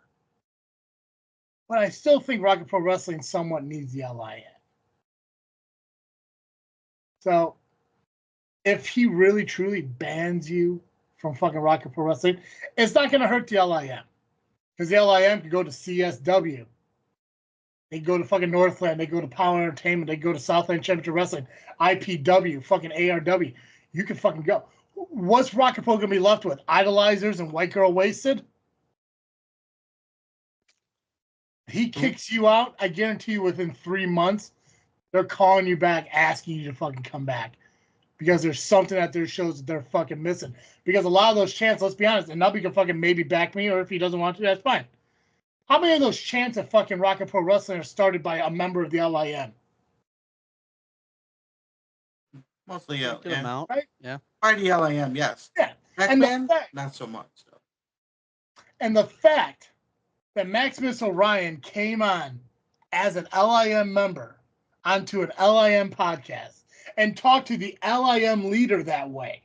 Because what did he say on that shit? The fucking real boss is talking now? That's not the Rocket Pro podcast. It's not the Rocket Pro group. He's not the boss. And I said this shit to Nubby. If you were here on time, you would have heard me tell him this. It's a weird fucking situation you guys are in because when it comes to the LIM, you're the guy. But when it comes to Rocket Pro, he's the guy. So in a sense, you're his boss when it comes to LIM, but he's your boss when it comes to Rocket Pro Wrestling. But those fucking 2 hours or hour and a half or 45 minutes or an hour and 20 or however long your fucking podcasts are, when he's there, he's not Maximus Orion, the fucking wrestler of Rocket Pro Wrestling. He's Maximus Orion, the LIM member. And if he can't respect his fucking leader of the fucking group that he's in, then he has no fucking business being there. And not to blur the lines between my personal feelings and what a gimmick is and shit, but the way he fucking spoke to you pissed me the fuck off. Because if he wants to sit there and talk about how big of a shit Damian Saint is, then he shouldn't act the same fucking way. You want to be the guy, Pacman? Continue to be the fucking guy. Be the top fan. Do your shit. If you want to do it this way, that's fine. That's your choice. Nobody doesn't agree with it. I don't agree with it. The way you're doing it, you're going to make a lot of fucking enemies down the line. but you gotta be ready for that and accept for what it is. But never let anyone fucking walk over you the way you allowed Maximus to do on your fucking show. Because regardless of your attitude towards your friends right now, you're still a fucking person. And you still deserve to have fucking respect in this fucking business. And I told you, and I think I said it off air one time. Your fucking Facebook name where it says Lovely Intoxicated Men, Rocket Pro Wrestling Fan Group, cut that shit off the fucking back end. Because you don't need that shit. Because people know who the fuck you are. And that is because of you. And a little bit of the LIM as well. So. Any questions of what I just said? I'm going to keep it all in mind. I would, man. I'm going to keep that all in mind. I want confident fucking Pacman. I like confident Pacman. I don't like dick kicking fucking Pacman. That's fine. I like the confidence. I like how you're kind of pulling a little more seriousness out of your fucking life. You're not as dopey and dorky and shit, and I can respect that. Never let anyone fucking walk over you. Fucking Nubby stopped being a referee because people were fucking walking all over him. He's betting on himself and it's fucking working out. Just saying. Proud of you, Nubby.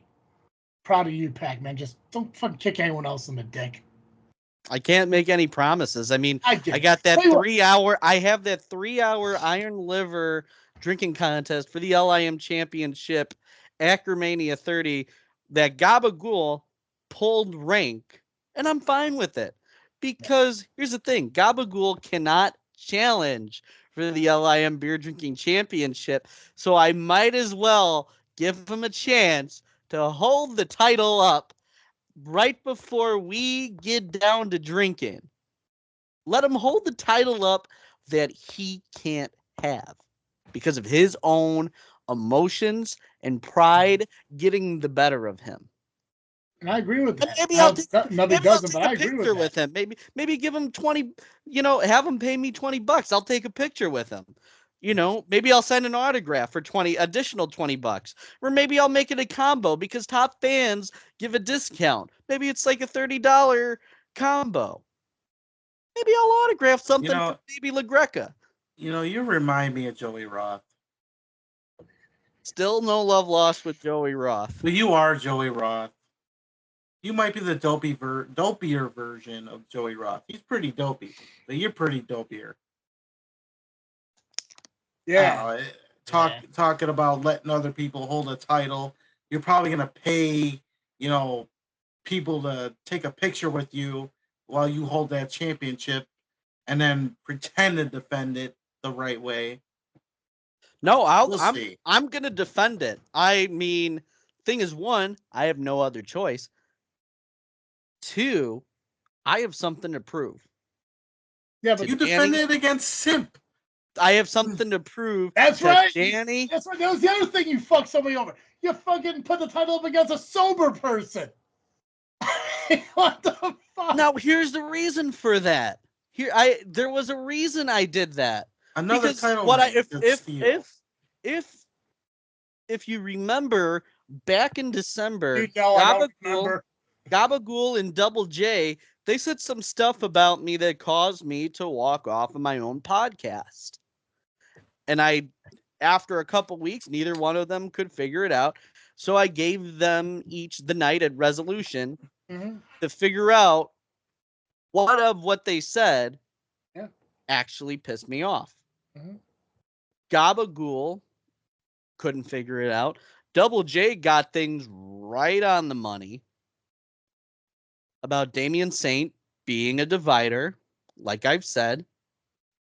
And so he got the title shot. But I had to defend the title that night because I said I would be a fighting champion.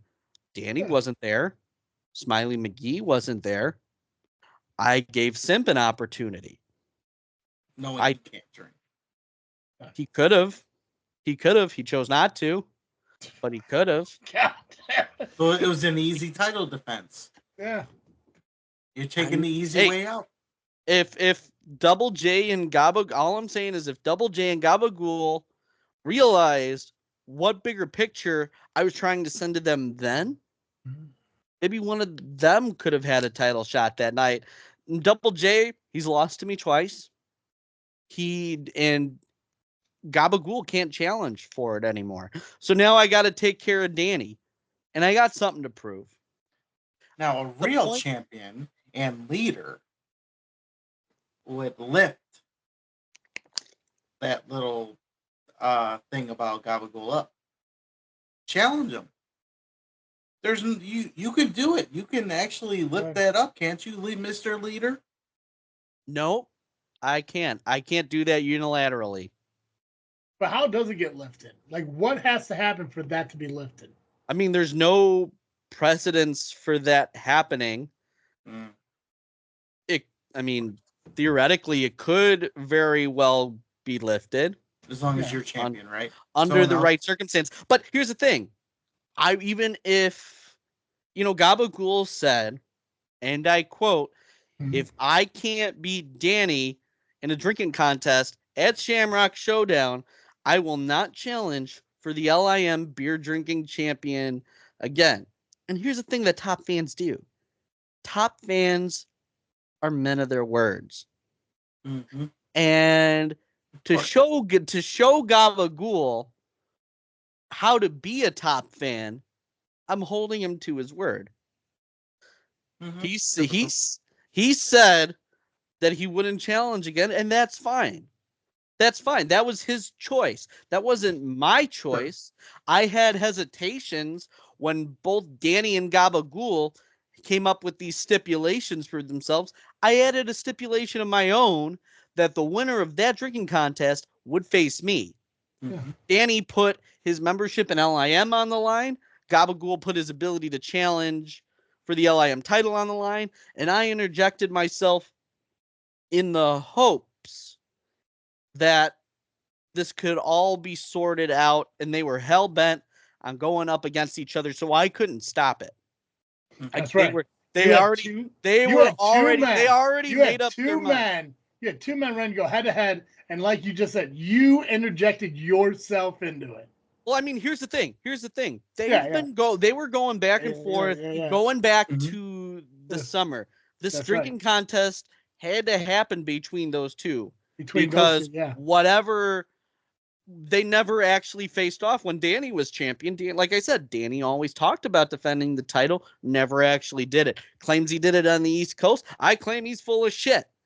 And it was going to happen regardless. That drinking contest between the both of them had to happen because we needed to determine between the two of them who was going to be the better drinker. That night, it was Danny. Danny faced me for the title. He didn't come on top. He didn't come out on top in that one. Well, it's because he's not a top fan. And now, exactly. And now I have to put this on the line because I need to prove a point, not just to the LIM, but to the Ackerman family as a whole. That I am the Ackerman of the hour. And that I am the Ackerman brother who is the most dominant. He's going to pull some sort of cheap stunt. You know what? I'm going to shoot a second. Let me tell you something Danny did to me when we were kids. So, those like little pitch, like it's like a thing that you practice pitch. It's got like a net and a strike zone. Okay. So Danny was in baseball as a kid. He had one of those. But then it got broken up. And all of a sudden, I go outside. And he's got this flagpole in our backyard. And he hung my underwear from it to try to embarrass me. How old were you? I would have been, that would have been maybe 6th or 7th grade for me. And he's 6 years younger, so he would have been in, about middle school for me. He was probably like kindergarten. So you're about 12, 13, 14 years old? Something like that. He's about 6, 7. And he's saluting my underwear in the backyard to humiliate me. Yeah, He Younger no, made a brother. claim about me, locking him outside where he had to piss on the door I'm lost. Hold on a second. What does that have to do with a batting cage? because he made this Oh, he made the flagpole out of his flagpole. batting cage. Oh, okay. Well, I mean, come on, man. Deep down, who was gonna know that was your fucking underwear? But Does it he's- say pat but on the he's- fucking He ass is of it or some shit? embarrassing me like he's always tried to do his whole entire life. And he thinks by taking this from me, that's just going to be another embarrassment for me. And I need to prove to him that so much time has passed, so many years has passed for this childish bullshit. Yeah. And I'm going to make sure that I train my liver to the highest level it can be. I'm going to go through lots of conditioning with the help of Thomas Foolery over the next few weeks to make sure I am ready for a 3-hour iron liver match. Something that has never been done in the LIM. And for those who are unfamiliar with what exactly an iron liver match is, it's basically an Ironman match, but with beers. And the pinfalls and submissions are beers. So it's basically a 3-hour drinking contest. That's essentially what it is. It's not that complicated, folks. Top fans uncomplicate things so you mouth breathers can understand exactly what I'm saying to you right now. And the one thing that I want that mouth breather brother of mine, Danny, what I want him to figure out is I want him to figure out which of us is truly the face of the LIM. He needs to ask himself that question. And at the end of the day, when he answers himself, that mouth breather is going to realize that the top fan is the man.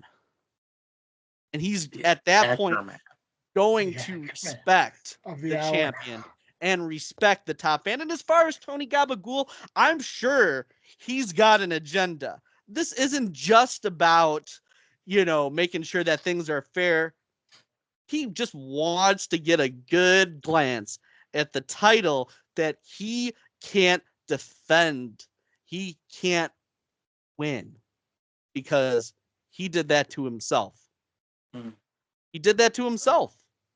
But the leader can. And can I stress that Tony Gabagool and his state within the LIM with regard to my championship, he did that to himself.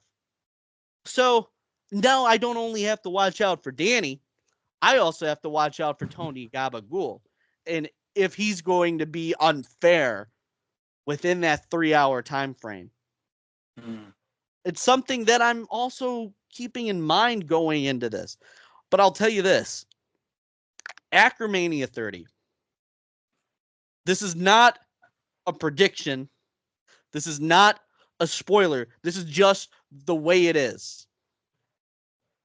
I walk out of Acromania 30 with Tony Gabagool getting another photo op holding my arm up as I retain my LIM beer drinking championship.